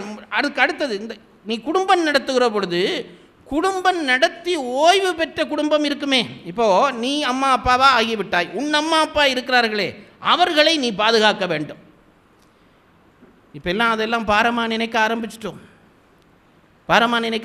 உன்னுடைய பெற்றோர்கள் வீட்டில் இருக்கிறார்களா? உன் பெற்றோர்கள் என்று இல்லை, அதாவது வாழ்ந்து முடிந்து சாகாமல் இன்னும் இல்லறத்திலே சேர்ந்திருக்கிற யாராவது பெற்றோர்கள் வந்தால் அவர்களை நீ காப்பாற்ற வேண்டும். இவர்களுக்கு வானப்பிரஸ்தர் என்று பெயர். அப்போது பிரம்மச்சாரியை காப்பாற்ற வேண்டும், வானப்பிரஸ்தரை காப்பாற்ற வேண்டும். அம்மா அப்பாவை வச்சு பாதுகாக்க வேண்டியது ஒரு இல்லறத்தானுடைய கட்டாய கடமை. இப்போ குழந்தைகள் குழந்தைகளை பாதுகாக்கிறார்கள், அம்மா அப்பாவை பாதுகாக்க கொஞ்சம் கஷ்டமாக இருக்குது. பைத்தியக்காரா, குழந்தை தான் அம்மா அப்பா தான் குழந்தை. ஒரு வட்டம்தானே வாழ்க்கை. நீ குழந்தையாக இருக்கிற பொழுது உன்னுடைய தாய் தந்தையர்கள் இந்த பிள்ளை அழுக்கு பண்ணுகிறது என்று தூக்கி போட்டிருந்தா நீ மனுஷனாக வந்திருப்பாயா? நீ மலங்கழித்தாய், செலங்கழித்தாய், அதை ஆசையாக தூக்கி துடைத்து கழுவி நெஞ்சிலே போட்டு உன் அம்மா மகிழ்ந்தாலே, அப்படி மகிழாவிட்டால் இன்றைக்கு நீ பிள்ளையா வந்திருப்பாயா? இன்றைக்கு உன் அம்மாவுக்கு மலமும் சலமும் போகிறது, நீ இதை பாதுகாக்க வேண்டாமா? ஒரு வட்டம் தானே வாழ்க்கை. அப்படி இல்லைன்னு வை, நீ பிள்ளையை வளர்த்துட்டு நீ நாளைக்கு கிழவன் கிளவியா போனால் உன் பிள்ளை அதைத்தான் உனக்கு பண்ணும். நான் முன்பும் சொன்னேனோ என்னவோ தெரியவில்லை, ஒரு வீட்டில் வந்த மருமகள் சரியில்லை, மாமனார் அவன் வயசு போச்சு, எல்லாம் இருந்த இடத்துலையே எல்லாம் போகுது. இவளுக்கோ அது அசுத்தம், இவளுக்கு பிடிக்க இல்லை. வீட்டில் எல்லாம் வீடெல்லாம் நாத்தமாக இருக்கிறது, இவளை கொண்டு போய் வெளியில் ஒரு போடுங்கன்றார். கணவனும் வேறு வழி இல்லை, மனைவி பிடிவாதம் பிடிச்சா கணவன் செய்யத்தான் வேண்டும். அந்த வீடு இருந்ததுக்கு பின்பக்கத்தில் இருந்த நிலத்திலே ஒரு சின்ன கொட்டில் கட்டி அதில் கொண்டு போய் இந்த கிழவனை போட்டாச்சு. எல்லாம் அழுக்கோட கிழவன் இருக்குது. இப்படி எத்தனை பேரை நான் கண்ணால் பார்த்துருக்கேன் சார். அழுக்கோடு அந்த கிழவன் கிடக்குது. அதுக்கு ஒரு பழைய மண் சட்டியில் சோறு, அதை கொண்டு போய் ஏதோ நாய்க்கு போடுற மாதிரி போட்டுட்டு வந்துடுவார்கள். அது நாயும் தின்னும் அவனும் தின்னுவான், இப்படியே இருக்குது. ஒவ்வொரு நாளும் போகிறது. இவர்களுக்கு ஒரு பிள்ளைக்கு நல்ல அழகாக பத்திரமா பாதுகாக்கிறார்கள். ஒரு நாள் அந்த கிழவன் செத்து போச்சு. கிழவன் இறந்து போன உடனே அவனுக்குரிய கடமையெல்லாம் செய்து முடிச்சாச்சு. அதை ரொம்ப பெருசாக செய்தார்கள், ஏன்னா ஊருக்கு காட்ட வேணுமே. அதெல்லாம் பண்ணி எல்லாம் முடிஞ்ச உடனே அந்த கொட்டில் கொளுத்துறதுக்கு இவன் மகன் போனான். இந்த பேர பிள்ளை இருந்தானே அவன் சொன்னான், அப்பா நில்லுன்றான். என்னென்று கேட்டான். கொஞ்சம் பொறு, அந்த சட்டியை மட்டும் எடுத்துடு என்றான். தாத்தாவுக்கு சோறு போடுற சட்டியை எடுத்துடு என்றான். இந்த அப்பாவுக்கும் அம்மாவுக்கும் ஆச்சரியம். அதேண்டா, அது அசிங்கம், அது தொடாதே என்றார்கள் இவர்கள். இல்லைப்பா அந்த சட்டியை எடு என்றான் இந்த பிள்ளை. ஏண்டா அந்த சட்டி உனக்குன்னொன்னே இந்த பிள்ளை சொல்லிச்சு, நாளைக்கு நீ கிழவனானா உனக்கு நான் சோறு போடணுமே, அதுக்காகத்தான் இதை வைக்க சொல்லுகிறேன். இதுதான் வாழ்க்கை. மூத்தவர்களை நீங்கள் பேணினால் அடுத்த தலைமுறை உங்களை பேணும். நீ ஒன்றும் மூக்காமல் வயசில் இப்படியே இருப்பையா? ஆகவே அடுத்த தலைமுறையாக இருக்கிறவர்களுக்கு வானப்பிரத்தர்கள் என்று பெயர். ஒரு இல்லறத்தான் அவனை காப்பாற்ற வேண்டும். அப்போ பிரம்மச்சாரியை காப்பாற்ற வேண்டும், வானப்பிரஸ்தர்களை காப்பாற்ற வேண்டும், துறவியை காப்பாற்ற வேண்டும். துறவியை காப்பாற்றுவது அவன் தானே எல்லாம் துறந்தவன் என்றால், துறந்தவனை துறவியாக இருப்பதற்கு இல்லறத்தார் துணை செய்யணும். இல்லறத்தால் துறை செய்யப்பட்டால் துறவியாக இருக்க முடியாது. அவனுக்குரிய சாப்பாடு, அவனுக்குரிய உணவு, அவனுக்குரிய உடை கொடுத்தால்தான் அவன் கடவுளை நினைத்து கொண்டிருக்கலாம். அவன் போய் தனக்கு சாப்பாடு தேட ஆரம்பித்தானோ அதுக்கு பிறகு உலகத்தில் ஆசை வந்துடுமே. உலகத்தில் ஈடுபட தொடங்கினா துறவு போயிருமே. ஒரு மடத்தில் ஒரு சாமியார் இருந்தார். அவருக்கு ஒரு நாள் ஒரு 2 கோவணத்துண்டு வைத்திருந்தார். 2 கோவணத்துண்டு, பற்றில்லாதவர். ஒரு நாள் ஒன்றை கட்டிட்டு ஒன்றை துவைச்சு போடுவார். காலையில் எழுப்பி பார்க்குறார், அதை துவைச்சு போட்டதை எலி வெட்டிட்டுது. அப்போ இப்போ ஒரே ஒரு துண்டு இருக்குது. இந்த எலியை துரத்தவனுமே மடத்தில் இருந்து நினைச்சார், என்ன வழி என்று நினைத்தார். பூனை வளர்த்தா எலி போகும் என்று யாரோ சொன்னான். ஒரு பூனையை கொண்டு வந்து வளர்த்தார். பூனை 2ஆம் நாளில் பசியில் விராண்டுது. இவர் ஐயோ பூனைக்கு பால் வைக்கணுமே என்று நினச்சி ஒரு பெரியவரை போய் கேட்டார். அந்த ஊரில் இருந்து ஒரு பெரிய வள்ளலை கேட்டார். அவர் துறவி வந்து கேட்குறாரு என்று நினச்சிட்டு ஒரு பசுமாட்டையே கொடுத்துட்டார். இவர் அடுத்த நாள் பூனைக்கு பால் கறக்கலாம்னு கறந்தால் அது 10 போத்தல் பால் கறந்துட்டுது. இந்த பாலை என்ன செய்கிறது? இவர் துறவி பூனைக்கு விடுறதை விட்டுட்டு மிச்சத்தை கொண்டு போய் காணியில் வெளியில் ஊற்றினார், சாக்கடையில் ஊற்றினார். இந்த முன்வீட்டு அம்மா பார்த்துட்டு ஐயோ துறவி பாலை வீணா ஊற்றுது என்று ஓடி வந்துச்சு. சுவாமி இந்த பாலை சாக்கடையில் ஊற்றாதீங்க, எனக்கு ஊற்றுங்க, எங்கள் வீட்டு பாத்திரத்தில் ஊற்றுங்கன்னுச்சு. சரி ஊற்றுறேன்ட்டு ஊற்றினார். ஒரு மாதம் முடிஞ்சோன்னா அந்த அம்மா ஒரு தொகை பணம் கொண்டு வந்து கொடுத்துது. நீங்கள் கொடுத்த பாலுக்கு இந்த பணத்தை வச்சுருங்கன்ட்டு. சாமி பார்த்தார், நல்லா இருக்கேன்னு அதை வாங்கி பாக்கெட்டில் வச்சுட்டார். அன்றைக்கே துறவு போக ஆரம்பிச்சுட்டு. இப்படியே கொஞ்சம் கொஞ்சமாக பணம் சேர்ந்தது. அதுக்கு பிறகு விலை ஏற்றி விற்றார். அதுக்கு பிறகு பாலோட பாலை கழுவி விற்றார். பணம் கொஞ்சம் கொஞ்சமாக சேர்ந்தது. பணம் சேர்ந்த உடனே நிலத்தில் படுக்க முதுகு வலிக்குதுன்னு நினச்சி பாய் வாங்கினார். பாய் படுக்கிறது முதுகு வலிக்குதுன்னு நினச்சி கட்டில் வாங்கினார். கட்டில் படுக்க முதுகு வலிக்குது நினச்சி மெத்தை வாங்கினார். மெத்தையில் ஏன் தனியாக படுக்க உண்டு நினைச்சார். இல்லை துறவரம் போச்சு. துறவரம் போச்சு. அதான் நான் சொல்ல பாருங்க, இல்லறத்தான் துறவி உலகியலில் ஈடுபட்டால் துறவு போயிடும். ஆகவே துறவியே அவனை உட்கார வச்சு அவனுக்கு உணவு உடை முதலியவை கொடுக்க வேண்டியது இல்லறத்தானுடைய கடமை. அதனால்தான் திருவள்ளுவர் சொன்னார், இது 3ஐயும் நீ செய்ய முடியுமா? செய்ய முடிந்தால் நீ கல்யாணம் பண்ணு. இல்வாழ்வான் என்பான் இயல்புடைய மூவர்க்கும் நல்லாற்றின் நின்ற துணை. சரி, இது 3 என்னால் பண்ண முடியும், எனக்கு ஒரு கல்யாணம் பேசுங்க என்றான் ஒருத்தன். கொஞ்சம் பொறு, இது 3ஓட உன் கடமை முடியவில்லை, இன்னும் ஒரு 3 கடமை இருக்கிறது என்றார் திருவள்ளுவர். இன்னும் ஒரு 3 கடமை என்னது? பிரம்மச்சாரியை பாதுகாக்கிறேன், துறவியை பார்க்கிறேன், வானப்பிரஸ்தரை பார்க்கிறேன், அதுக்கு மேலே என்ன பார்க்க வேணும் என்று சொன்ன உடனே சொன்னார், துறந்தார்க்கும் துவ்வாதார்க்கும் இறந்தார்க்கும் இல்வாழ்வான் என்பான் துணை. இது பல பேர் இந்த குறளுக்கு பிழையாக பொருள் சொல்லுகிறார்கள். துறந்தார் என்ற உடனே துறவியை சொல்வார். இல்லை, துறவியை முதல் குறளில் சொல்லியாச்சே. துறந்தார் என்று இங்கே திருவள்ளுவர் யாரை சொல்லுகிறார் தெரியுமா? பாதுகாக்கப்பட வேண்டியவர்களால் பாதுகாக்காமல் துறக்கப்பட்டவர்கள் யாராக இருந்தாலும் நீ பாதுகாக்க வேண்டும். ரொம்ப முக்கியம். உன்னப்பா அம்மாவை பாதுகாப்பது மட்டும் கடமை இல்லை. ஒரு பையன் அந்த அம்மா அப்பாவை பாதுகாக்காமல் விட்டுட்டான். அவனை குறை சொல்லி கொண்டிருக்காதே. அந்த அம்மா அப்பாவுக்கு என்ன தேவையோ நீ கொடு. இது நல்ல கதையாக இருக்குது சார், நம்ம வீட்டையே பார்க்க முடியலை. இது கடமை. பாதுகாக்கப்பட வேண்டியவர்களால் பாதுகாக்காமல் துறக்கப்பட்டவர்களை பாதுகாப்பது என்பது அடுத்த கடமை. துறந்தார்க்கும் துவாதார்க்கும் வறுமையுற்று பசியோடு இருக்கிறார்களா அவர்களுக்கு சோறு போடு. துவாதார்க்கும் இறந்தார்க்கும், இறந்தார் என்றால் என்ன தெரியுமா? யாராவது ஒரு அனாதை நம்ம வீட்டுக்கு முன்னாலே வந்து விழுந்து செத்து போனான்னு வைங்க, அவனுக்கு நீர்க்கடன் செய்கிற கடமை இல்லறத்தானுக்கு உண்டு. நாங்கள் நினைக்கிறோம் எங்கள் அம்மா அப்பாவுக்கு எங்கள் கடமை என்ன வேண்டப்பட்டவர்களுக்கு தான் நீர்க்கடன் செய்வதென்று. இல்லை. யாராவது ஒரு அனாதை உன் வீட்டு வாசலிலே வந்து விழுந்து செத்து போய் விட்டானால் அவனுடைய உடலை எடுத்து முறைப்படியான நீர்க்கடன் செய்து அவனுக்கான பிண்டம் போட்டு வழிபாடு செய்ய வேண்டிய கடமை ஒரு இல்லறத்தானுக்கு உண்டு. இது மூன்றும் செய்ய முடியுமா? கல்யாணம் பண்ணு. இப்போ எத்தனை கடன் ஆகிட்டது? 6 கடன். பிரம்மச்சாரி, வானப்பிரஸ்தன், துறவி, துறந்தார், துவாதார், இறந்தார், 6 பேரை பாதுகாக்க வேணும். இவன் கொஞ்சம் யோசித்தான். சரி, 6 பேரையும் பாதுகாக்கிறேன், இனி கல்யாணம் பண்ணலாமான்றான். இருப்பா, என்ன 5 விஷயம் இருக்குது என்றார். என்ன 5 பேரை நீ 5 கடமை செய்ய வேண்டும். என்ன கடமை தெரியுமா? அதை சொல்லத் தொடங்குகிறார். தென்புலத்தார், இன்றைக்கு நம் சந்ததி வீழ்ந்து கொண்டு போவதற்கான அடிப்படை காரணங்களிலே இது ஒன்று. தென்புலத்தார் என்றால் யார் என்றால் நம்முடைய பிதுர்களுக்குரிய கடமை இல்லாதான் செய்ய வேண்டும். இன்றைக்கு பெரும்பான்மையான வீடுகளிலே அதை செய்வதை விட்டுவிட்டார். ரொம்ப சுலபமாக கோயிலில் போய் ஒரு மோட்சார்ச்சனை பண்ண, பாட்டா பேரில் ஒரு மோட்சார்ச்சனை பண்ணு. இல்லறத்தான் என்று இருந்தால் வீட்டிலே உன்னுடைய மூதாதையர்கள் இறந்த அந்த திதியை ஞாபகம் வைத்து அவர்களுக்குரிய கடமை செய்ய வேண்டும். இல்லாவிட்டால் சந்ததி செழிப்பற்று போய்விடும் என்று எழுதியிருக்கிறார்கள். நம் சந்ததி செழிப்பற்று போய்விடும். நான் இப்போ கேட்குறேன் பாருங்க, இதை கூட நீ விட்டுடு.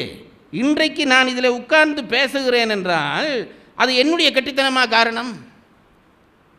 இன்றைக்கு நான் பேசுகிறேன் என்றால் என்னுடைய தந்தை, என்னுடைய தந்தையினுடைய தந்தை, என்னுடைய தந்தையினுடைய தந்தை, அவர்களெல்லாம் சேர்த்த சொத்துத்தானே எனக்குள்ளே இருந்து நான் கொடுக்கிறேன். அவர்கள் சேர்த்து தந்த அந்த சொத்தை அனுபவிக்க எனக்கு உரிமை உண்டு. அவர்களை வருஷத்திலே ஒரு நாள் கூட நன்றியோடு நினைக்காவிட்டால் நான் மனுஷன் ஆவேனா? ஆகவே சொன்னார் தென்புலத்தார். தென்புலத்தார் என்பது யார் என்பது ஒரு கேள்வி. சில பேர் கேட்கிறார்கள், அது நம்ம சமயத்திலேயே ஒரு முரண்பாடு மாதிரி ஒன்று கேட்பார்கள். நம்ம சமயம் என்ன சொல்லுகிறது? ஒருவன் இறந்து போய்விட்டால் அவன் இன்னொரு பிறவிக்கு போய்விடுவான் தானே. இப்போ நான் உங்களை கேட்கிறேன், என்னுடைய தந்தையோ தாயோ இறந்து போய்விட்டார் என்று வையுங்கள். அப்போ அவர்கள் இன்னொரு பிறவிக்கு போய்விடுவார்கள். நான் ஒரு 5 வருஷத்தாலே திவசம் பண்ணுகிறேன். அப்போ என்னுடைய அப்பாவோ அம்மாவோ எங்கே இருப்பார்? வேறு ஒரு குடும்பத்திலேயோ வேற ஒரு பிறவியிலே இருப்பார். இப்போ நான் பண்ணுகிற இந்த புண்ணியம் வேற குடும்பத்திலே இருக்கிற அவருக்கு போய் சேருமா? இது ஒரு கேள்வி. அவர் அப்படியே உயிராகவே இருந்தார் அல்லது ஒரு உயிர் வடிவாகவே இருந்தார் என்றால் நான் செய்கிற புண்ணியம் போகும். அவர் வேறொரு குடும்பத்துக்குள்ளே போய் அங்கே ஒரு அப்பாவாகி பிள்ளையாகி அங்கே இருப்பார். நான் பண்ணுகிற புண்ணியம் போகுமா என்றால் போகும் என்று எழுதுகிறது நம் வேத நூல்கள். போகும் என்று எழுதுகிறது. அதை எப்படி எழுதுகிறார் என்றால் அதை சேர்ப்பிப்பதற்காக பிதுர் தெய்வங்கள் என்று சில தெய்வங்கள் இருக்கின்றன. பிதுர் தெய்வங்கள், பிதுர் என்பான் மூதாதையர் அல்ல, அந்த தெய்வங்களுக்கு பெயர். முதல் பிரம்மனை உலகத்தை படைக்கும்படியாக உத்தரவிட்டார் சிவன். உலகத்தை படை என்று முதல் பிரம்மனை படைத்து உலகத்தை படை என்று சொன்னவுடனே பிரம்மனுக்கு ஆணவம். இந்த உலகத்தையே நான் தானே படைக்கப் போகிறேன் என்று நினைத்து படைக்கத் தொடங்கினால் அந்த படைப்பெல்லாம் ஒழுங்கான படைப்பாக வராமல் வேறு விதமாக வரத் தொடங்கிவிட்டது. பயந்து போனார் பிரம்மர். என்ன செய்வது என்று சிவனிடமே சரணாகதி அடைகிறார். நான் படைக்கிற படைப்பெல்லாம் வேறு விதமாக வருகிறதே, நான் என்ன செய்வேன் என்று கேட்டார். அப்போ சிவன் கேட்டார், கணபதியை தொழுது நீ உன் வேலையை ஆரம்பித்தாயா? பிரம்மன் சொன்னான், ஐயோ இல்லை, ஆணவத்திலே அதை மறந்து போய்விட்டேன். போய் கணபதியை வழிபட்டு அதற்கு பிறகு உலகத்தை படை. விநாயக பெருமானை நினைத்து ரொம்ப தவம் செய்கிறார் பிரம்மன். பல ஆண்டு தவம் செய்த பிறகு விநாயகர் காட்சி கொடுத்தார். என்னப்பா வேண்டும்? உன்னை வழிபடாமல் உலகத்தை படைக்கத் தொடங்கிவிட்டேன், எல்லாம் தப்பாக வந்துவிட்டது, எனக்கு நல்ல படைப்புக்கு வழி சொல்ல வேண்டும் என்று கேட்டவுடனே விநாயக பெருமான் பிரம்மனை தூக்கி அப்படியே வாயை திறந்து உள்ளே போட்டு விழுங்கினாராம். இது விநாயகர் புராணம் சொல்லுகிற கதை. உள்ளே விழுங்கினால், உள்ளே போனால் பிரம்மன் பார்க்கிறான், அண்ட சராசரங்களும் கணபதியினுடைய வயிற்றுக்குள்ளே தோற்றம் தருகின்றன. எது எப்படி இருக்க வேண்டும் என்று அந்த வயிற்றை பார்த்து கொண்டு தெரிந்து கொண்டார் பிரம்மன். பிறகு வெளியிலே எடுத்து போட்டார் கணபதி. இப்போ உலகம் படைக்கிறது தெரிஞ்சுதான்னு கேட்டார். சுவாமி தெரியுது என்று சொல்லி அதற்கு பிறகு படைக்கத் தொடங்கினான். படைப்புகள் சரியாக வந்தன. அவன் முதல் படைத்து குழம்பி வந்த அந்த படைப்புகளுக்கு பிதுர் தெய்வங்கள் என்று பெயர். அவர்கள் தென் திசையிலே அவர்களுக்கு இடம். அந்த பிதிர் தெய்வங்களுக்கு வேலை என்னவென்றால், நான் என் தந்தையை நினைத்து காரியம் செய்கிறேன், என் தந்தையை நினைத்து திவசம் பண்ணுகிறேன், தர்மங்கள் பண்ணுகிறேன். பண்ணினால் இந்த பிதிர் தெய்வங்கள் என்ன செய்யும்? அந்த தர்ம பயனை தாங்கள் வாங்கி கொள்ளுமா. தாங்கள் வாங்கி கொண்டு, இப்போ என் தந்தை ஏதோ ஒரு பிறவியிலே இருப்பார் தானே, எங்கோ ஒரு குடும்பத்தில் இருப்பார் தானே, அந்த குடும்பத்தில் இருக்கிறவருக்கு இந்த தர்மத்தை கொண்டு போய் சேர்க்கிறது இந்த பிதிர் தெய்வத்துக்கு வேலை. ஆகவே நீங்கள் ஒன்றும் கவலைப்படாதீர்கள், செக் மாறிக்கறி போயிருமோன்று கவலையே பட வேண்டாம். நீங்கள் பண்ணுகிற புண்ணிய காரியம் எந்த பிறவியிலே இருந்தாலும் உங்கள் மூதாதையரை போய் சேரும். அதற்காகத்தான் பிதிர்காரியம் செய்கிறோம். அப்போ நாங்கள் செய்கிற நன்மை நல்ல பலன்கள் எல்லாம் அவர்களுக்கு போய் சேரும். நான் இப்போ இதுக்கு ஒரு உதாரணம் சொல்கிறேன் பாருங்கள். நம்ம வாழ்க்கையிலேயே நாம் முயற்சி பண்ணாமல் சோர்ந்து போய் இருக்கிற பொழுது திடீரென்று ஒரு நன்மை நமக்கு கிடைக்கிறதே, வாழ்க்கை அனுபவத்தில் இருக்கிறதல்லவா. எப்படி அந்த நன்மை கிடைத்தது? என்னுடைய ஏதோ ஒரு பிறவி பேரன் எங்கேயோ திவசம் பண்ணி இருக்கிறான், அது எனக்கு இந்த பிறவியிலே சேருகிறது, முயற்சி இல்லாமல் கிடைக்கிறது. ஆகவே இந்த பிறவியிலே நீ செய்தால் என்றோ ஒரு பிறவியிலே உன் பெற்றோருக்கு கிடைக்கும், உன்னை பார்த்து உன் பிள்ளை செய்வான், உனக்கு கிடைக்கும். ஆகவே பிதுர்காரியம் கட்டாயம் செய்ய வேண்டும். பிதுர்காரியம் செய்யாத குடும்பங்கள் விருத்தி பெறாது, இதை தெரிந்து கொள்ளுங்கள். ஆகவே திருவள்ளுவர் சொன்னார், நீ இல்லறத்தானாக வாழப்போகிறாயா? 6 கடமை சொல்லிவிட்டேன், அதற்கு பிறகான கடமை சொல்லுகிறேன், ரொம்ப கவனித்துக்கொள். தென்புலத்தார். அதுக்கடுத்த கடன் என்ன? தெய்வம். குல தெய்வம் என்று ஒவ்வொருவருக்கும் ஏதோ ஒரு தெய்வம் இருக்கும். நீ எவ்வளவு பெரிய மனிதனாக வந்தாலும் குலதெய்வ கடமையை செய்ய தவறாதே. செய்தால் உன் குடும்பத்திலே நிச்சயம் நிம்மதி குறையும், செய்யாமல் விட்டால். பல பேர் அப்படித்தான். இப்போ வசதி எல்லாரும் ஊருக்கு ஊர் மாறி, பழைய காலத்திலே ஊர் விட்டு ஊர் போக மாட்டார்கள், அந்தந்த ஊரில் வாழ்வது தான் பழைய காலத்து முறை. பூம்புகாருடைய சிறப்பை சொல்லுகிற பொழுது இளங்கோவடிகள் சொன்னார், அவர்கள் அந்த ஊரை விட்டே பெயராதவர்கள் என்று அது சிறப்பு சொல்லுகிறார். இப்போ எல்லாம் நாகரிகம் வந்த பிறகு எல்லாரும் இங்கே உள்ளவன் அமெரிக்காவில் வாழுகிறான், அமெரிக்காவில் உள்ளவன் அங்கே வாழுகிறான், இப்படி போய் தலைமுறையாய் போன உடனே குலதெய்வம் மறக்கப்பட்டு போகிறது. பெற்றோர்களாகிய உங்களுக்கு சொல்லுகிறேன், உங்கள் பிள்ளைகள் எந்த நாட்டில் வாழ்ந்தாலும் அவர்களுக்கு சொல்லுங்கள், இதுதான் உங்கள் குலதெய்வம் என்பதை அடையாளப்படுத்தி வளர்க்க சொல்லுங்கள். வருஷத்திலே ஒரு தரமாவது அந்த குலதெய்வத்துக்கான வழிபாடு இயற்ற வேண்டும், அது கடமை. உங்கள் அப்பா செய்திருப்பார், 8வது நவராத்திரி பூசை எங்கள் பூசை, அப்படி பண்ணுறியா? அந்த பூசையை பண்ணாமல் விடாதே, கஷ்டப்பட்டாவது பண்ணு. இதெல்லாம் அறிவுபூர்வமாக எங்களுக்கு விளக்கம் சொல்லு என்று கேட்காதீர்கள், சொல்ல மாட்டேன். ஆனால் இதை செய்து பாருங்கள், வாழ்க்கை உயர்கிறதா இல்லையா? இல்லறத்தினுடைய தர்மங்கள் இவை. அப்போ தென்புலத்தார் தெய்வம். அதுக்கு அடுத்தது ரொம்ப முக்கியமான கடமை சொன்னார் திருவள்ளுவர், விருந்து என்றார். இங்கே பாருங்க, உலகத்திலே விருந்தை எங்காவது யாராவது அறமாக சொல்லி இருக்கிறார்களா? விருந்து என்பது ஒரு பொழுதுபோக்கு, மகிழ்ச்சி, கொண்டாட்டம், ஊடாட்டம், இதுதானே விருந்து. வெள்ளைக்காரனுக்கு விருந்து அறமாகுமா? நமக்கு விருந்து அறம்.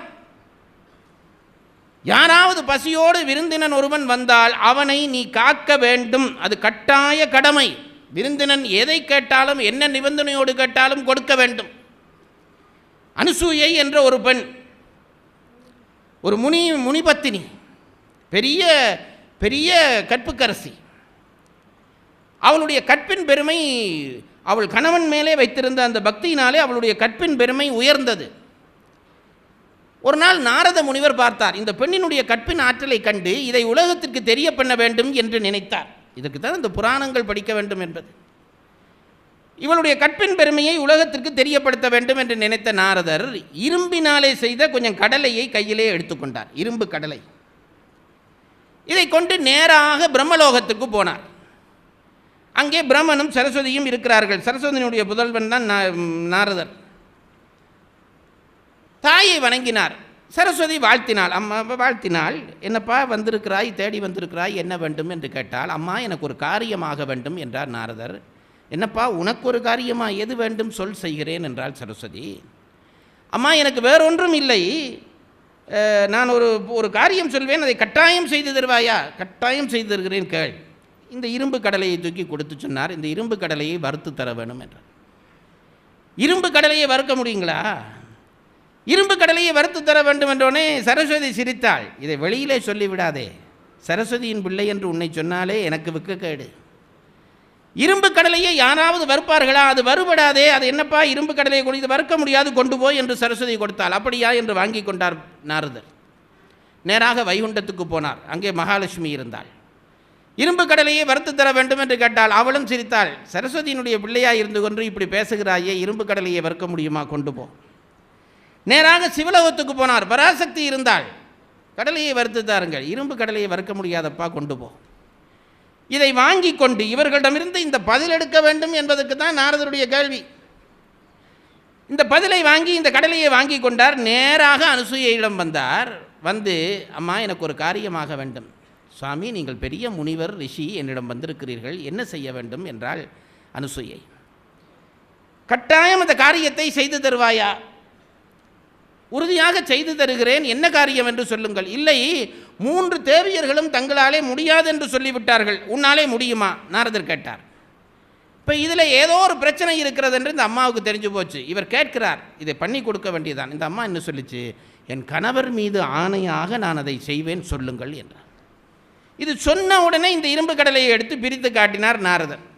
இரும்பு கடலையை பிரித்து காட்டினார். இரும்பு கடலை, இதை வறுத்து தர வேண்டும். இந்த பெண்ணுக்கு விளங்குச்சு. நாரதர் சோதனை பண்ணுகிறார்.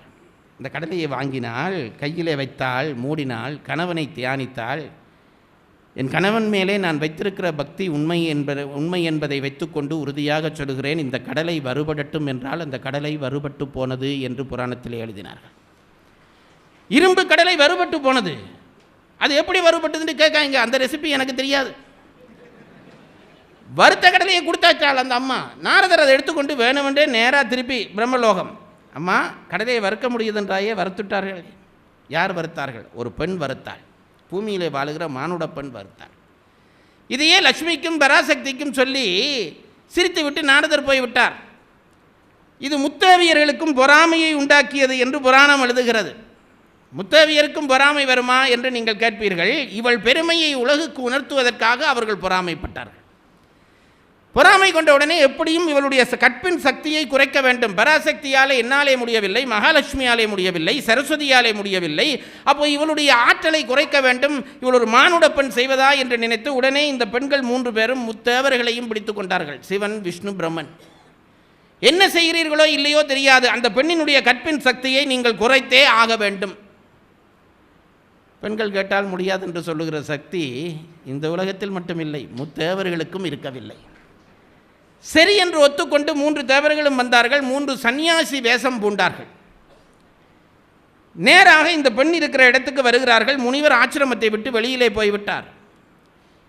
வந்த துறவியர்களை கண்டவுடனே இந்த பெண் நினைத்தால், துறவியர்கள் வீட்டுக்கு விருந்தாக வருகிறார்கள், இவரை உபசரிக்காவிட்டால் இல்லறம் பிழைக்குமே என்று நினைத்தாள். இதுதான் பாருங்க அந்த விருந்தினுடைய முக்கியத்துவம். இல்லறத்திலே இருந்து கொண்டு துறவியர்கள் வந்திருக்கிறார்கள், அவர்களுக்கானதை நான் செய்து கொடுக்க வேண்டுமே என்று நினைத்தாள். சுவாமி, வாருங்கள், உட்காருங்கள் என்று கேட்டாள். அந்த வீட்டிலே பெரிய திண்ணை இருந்தது, அதிலே 3 பேரும் உட்கார்ந்தார்கள். உள்ளே வர வேண்டும் என்று கேட்டாள். உன் கணவன் இல்லாத நேரத்திலே வீட்டுக்குள்ளே வருவது நாகரிகம் இல்லை, நாங்கள் வரமாட்டோம் என்று அவர்கள் உட்கார்ந்தார்கள். இப்போ இந்த பெண் கேட்டாள், சுவாமி, அவர் வர கொஞ்சம் நேரமாகும், நீங்கள் உணவு உண்ண வேண்டும். முனிவர்கள் சொன்னார்கள், அந்த வந்த ஞானிகள் சொன்னார்கள், அது உன்னாலே ஆகாது. சுவாமி, ஏன் அப்படி சொல்கிறீர்கள், என்னாலே ஆகாது என்று? உங்களுக்கு என்ன வேண்டுமானாலும் நான் சமைத்து போடுகிறேன். பெண்ணே, அது உன்னால் ஆகாது, அந்த எண்ணத்தை விடு. உன் கணவனை பார்க்க வந்தோம், இல்லை, நாங்கள் புறப்படுகிறோம். சுவாமி, அப்படி சொல்லாதீர்கள், நீங்கள் வந்து உணவுண்ணாமல் போனீர்கள் என்று கேட்டால் என் கணவர் என் மீது மனவருத்தம் அடைவார். ஆகவே நீங்கள் என்ன வேணுமென்றாலும் கேளுங்கள், செய்கிறோம். என்ன வேண்டுமானாலும் செய்வாயா? சத்தியமாக செய்கிறேன், உறுதியாக செய்வாயா? என் கணவன் மீது ஆணையாக செய்கிறேன் என்றால் இவள். இப்போ இந்த 3 தேவர்களும் என்ன சொன்னார்கள்? பெண்ணே, நாங்கள் வருடத்துக்கு ஒரு தரம்தான் சாப்பிடுகிறவர்கள், அது எங்களுக்கு விரதம், சன்னியாசி விரதம் வைத்திருக்கிறோம். இன்றைக்கு நாங்கள் சாப்பிடுகிற நாள் தான், ஆகவே நீ கவலைப்படுத்தவில்லை, உணவு போடலாம். ஆனால் எங்களுக்கு ஒரு விரத நிபந்தனை இருக்கிறது. என்னவென்றால், எங்களுக்கு விரத உணவு போடுகிறவர் யாரோ அவர் உடம்பிலே உடையில்லாமல் எங்களுக்கு உணவிட வேண்டும். உடம்பிலே உணவில்லாமல் உணவிட வேண்டும். அனுசூயை ஒரு நிமிஷம் திகைத்தாள்.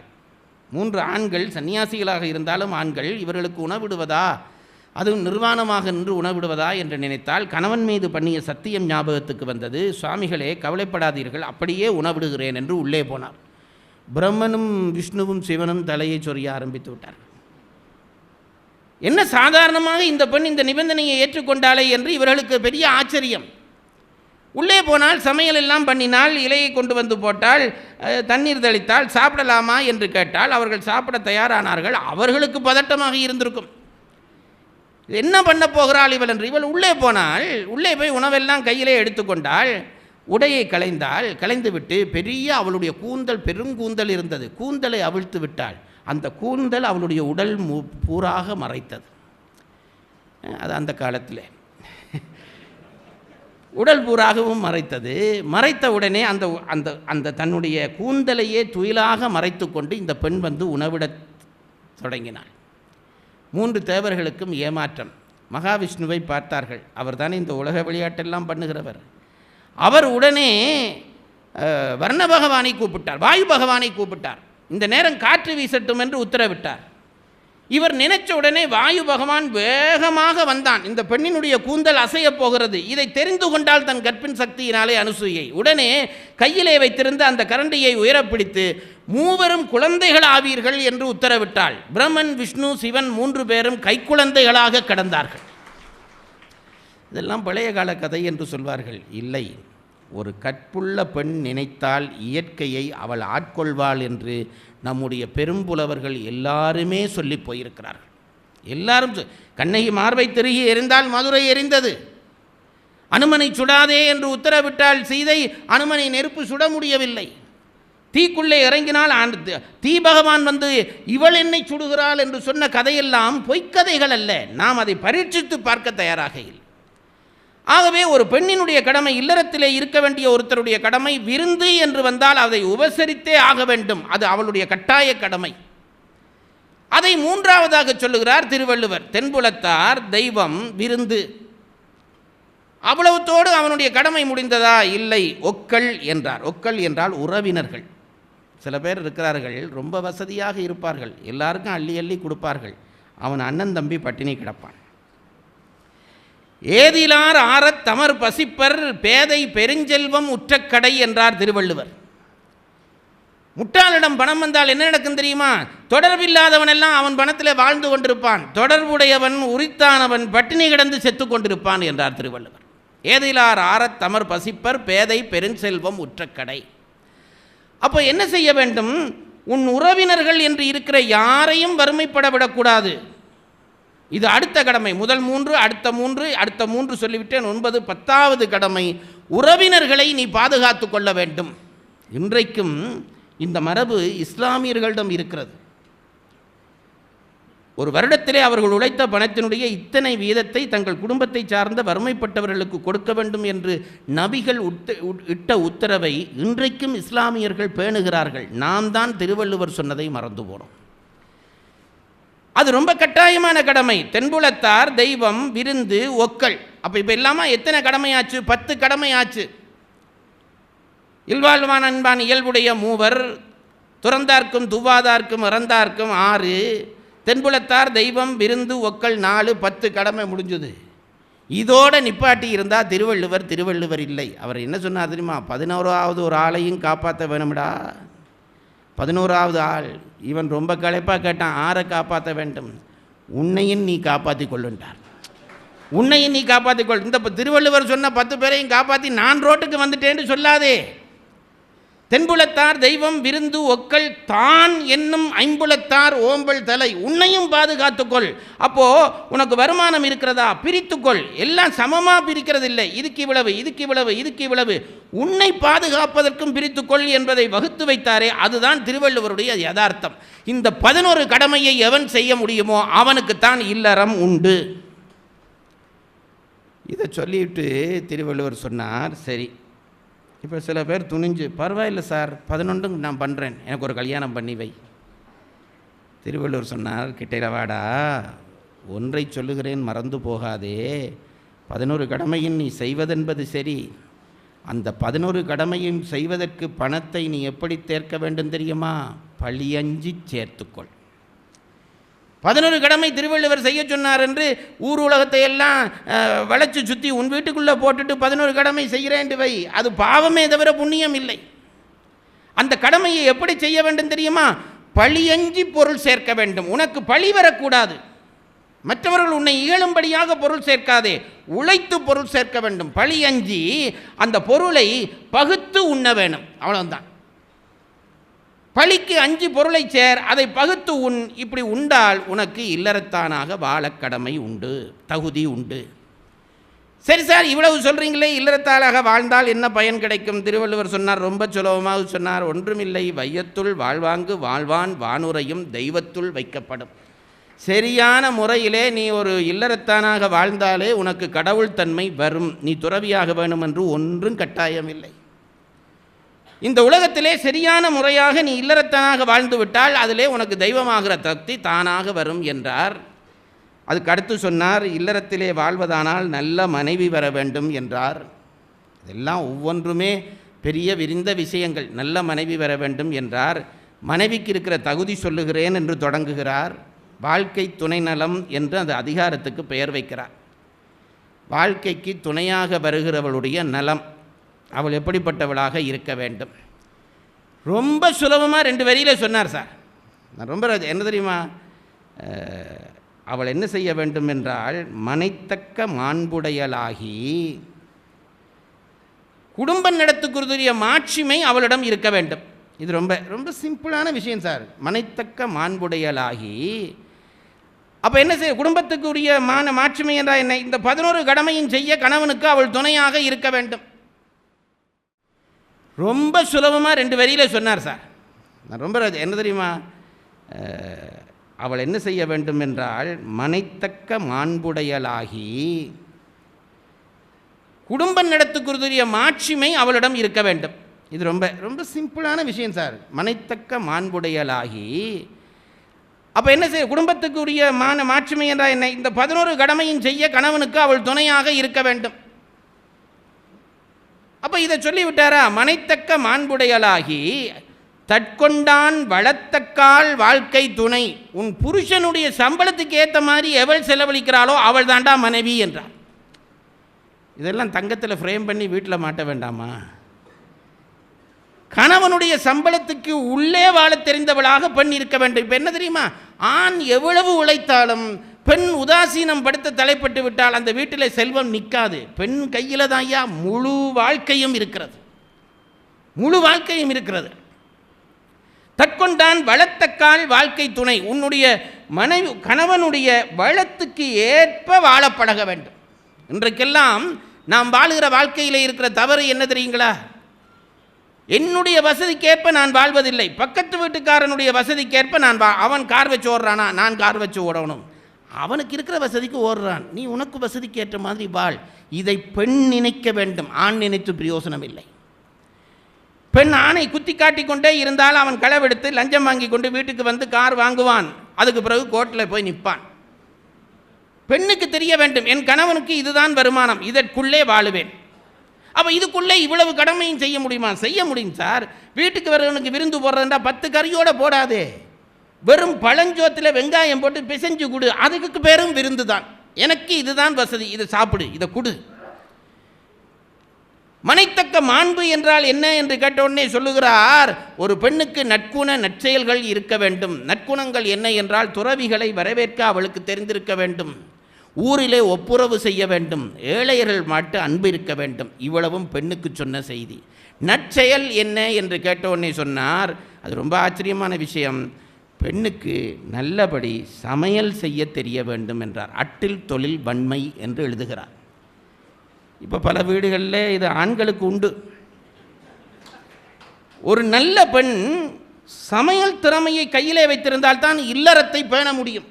இது ரொம்ப முக்கியம். இது நம்ம விளையாட்டாக நினைக்கிறோம். இப்போ பல வீட்டிலே அம்மாமார் தான் பிள்ளைகளை கெடுக்கிறார்கள். சமையல் செய்தால் கையெல்லாம் கருப்பாக போய்விடும், சமைக்காது. அப்போ என்ன, இந்த பிள்ளை கடையிலேயே சாப்பிட்றதா? சில அம்மாமார் சொல்வார்கள், அதெல்லாம் கல்யாணம் பண்ணின பிறகு அவள் சமைப்பாள், ஒலிம்பிக் கிரவுண்டில் போய் நின்று ஓடுவாள்ன்ற மாதிரி இருக்குது. ரிஹர்சல் பண்ண வேண்டாமா? ரிஹர்சல் பண்ண வேண்டாமா? வீட்டிலே சமையலை அன்றாடம் பண்ணி பழகினால்தான் வருகிறவர்களுக்கு விருந்து போடலாம், பிள்ளைகளுக்கு பிடித்ததை செய்து கொடுக்கலாம், கணவனுக்கு சமைத்து கொடுக்கலாம். இதெல்லாம் ரொம்ப கட்டாய கடமைகள். ஆகவே பெண்ணுக்கு சமையல் என்பது ஒரு கைத்திறன், அதை அவள் பெற்றுக்கொள்ள வேண்டும் என்றார் திருவள்ளுவர். இப்படி ஒரு நல்ல மனைவி வந்து கணவனுக்கு வாய்க்க வேண்டும். இன்னும் பல உண்டு, இது ஒன்று சொல்லுகிறேன். இப்படிப்பட்ட ஒரு கணவனும், இந்த 11 கடமை செய்வேன் என்று துணிந்த கணவனும், இந்த கணவனோடு நான் ஒன்றாக இருப்பேன் என்ற மனைவியும், தற்காத்து தற்கொண்டாட்பேணி தகை சார்ந்த சொற்காத்து சோர்விலாள் பெண். அந்த பெண் தன்னை பாதுகாத்து கொள்ள வேண்டும், தன் கணவனை பாதுகாத்து கொள்ள வேண்டும், இருவர் மாட்டும் இருக்கக்கூடிய அந்த குடும்ப பெருமையை பாதுகாக்க வேண்டும். இதை கடைசி வரை செய்ய வேண்டும். அது ரொம்ப முக்கியம். சோர்விலாள் என்று எழுதினதுக்கு இதுதான் காரணம். கடைசி வரை செய்ய வேண்டும். சில பேர் இருக்கிறார்கள், நான் என்னுடைய மனைவி உத்தமி, போன புதன்கிழமை உத்தமியாக இருந்தாள். இந்த என்ன அர்த்தம்? மற்ற நாட்கள் எல்லாம் மோசமானவர் என்று அர்த்தம். நட்பண்புகளுக்கு நாள் குறிக்கக்கூடாது. அதனாலே சொல்லுகிறார் திருவள்ளுவர், உன் மனைவி கடைசி வரை நல்லவளாக இருக்க வேண்டும். இப்படி ஒருத்தி வாய்த்து விட்டாளா இல்லறம் சுரக்கும். அப்போது கணவன் 11 கடமை செய்ய தயாராக வேண்டும். மனைவி அவனோடு உடன் நிற்க தயாராக வேண்டும். இவர்கள் இடத்திலே அன்பு இருக்க வேண்டும்.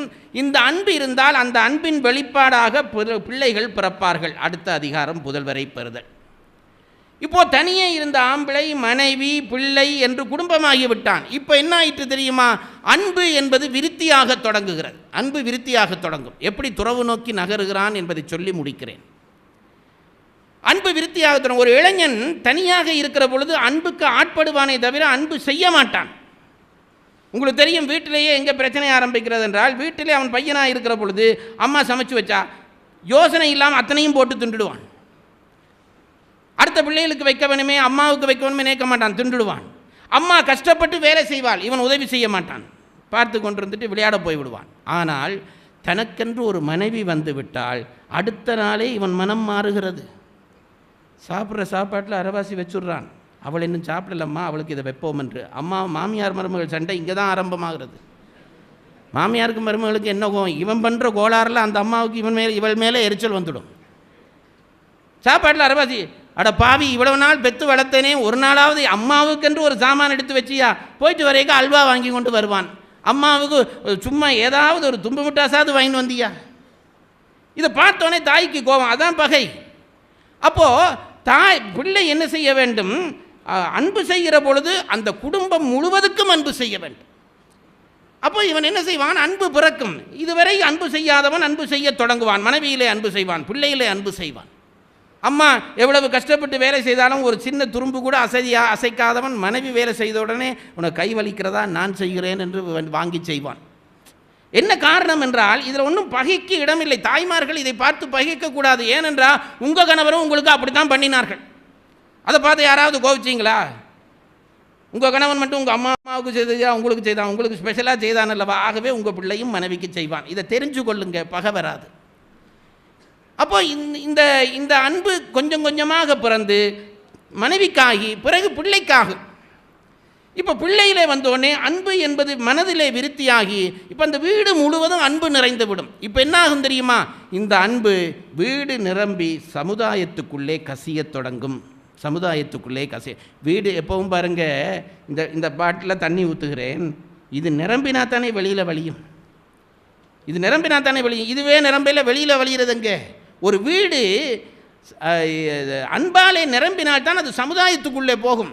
முதல் கணவன் மனைவி பிள்ளைகள் என்று அந்த அன்பு நிறைந்து விட்டால் பிறகு சமுதாயத்தை நோக்கி நகரத் தொடங்கும். அதற்கு என்ன அதிகாரம் வைத்தால் விருந்தோம்பல் என்ற அதிகாரம்.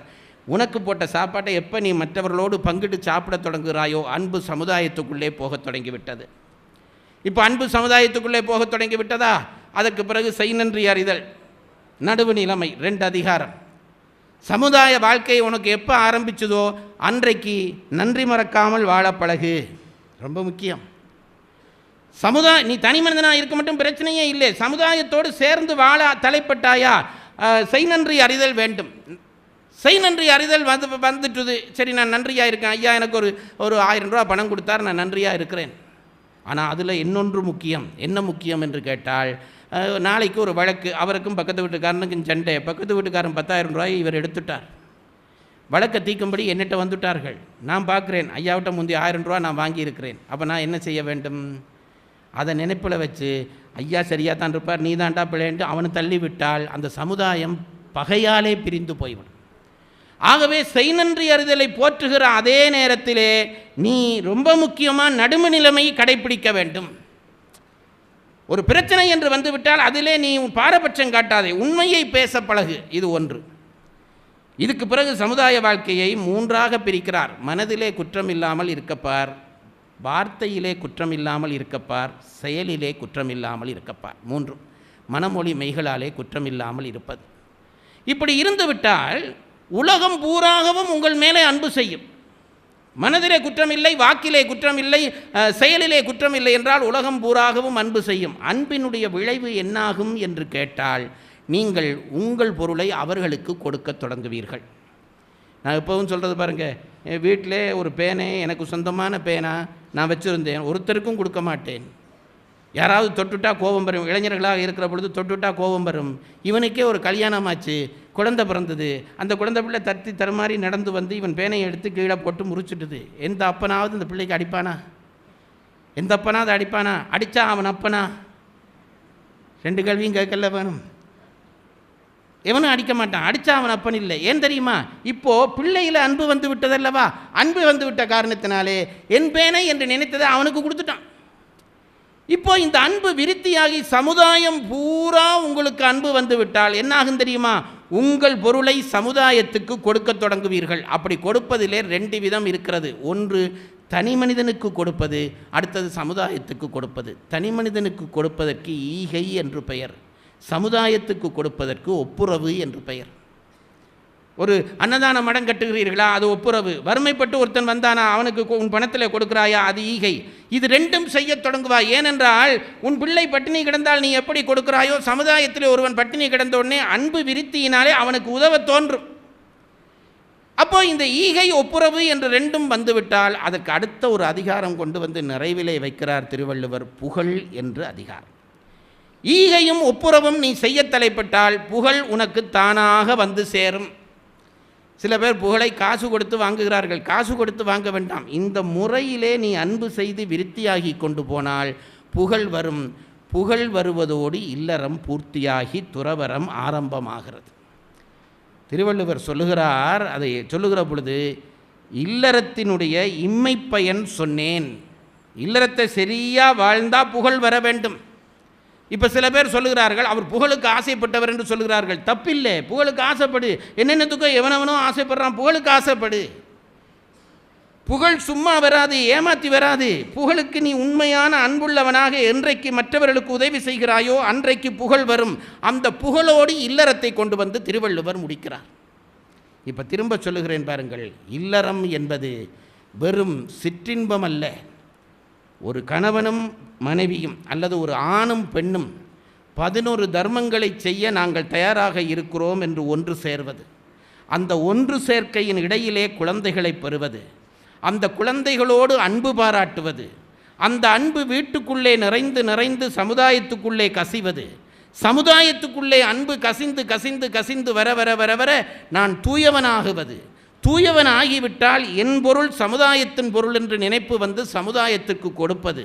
அப்படி என்றைக்கு என் பொருளை சமுதாயத்திற்கு கொடுக்கிறேனோ அன்றைக்கு சமுதாயம் என்னை புகழும். அந்த புகழ்ச்சியோடு இல்லறம் முடிய வேண்டும். இதுதான் திருவள்ளுவர் சொல்லுகிற இல்லறம்.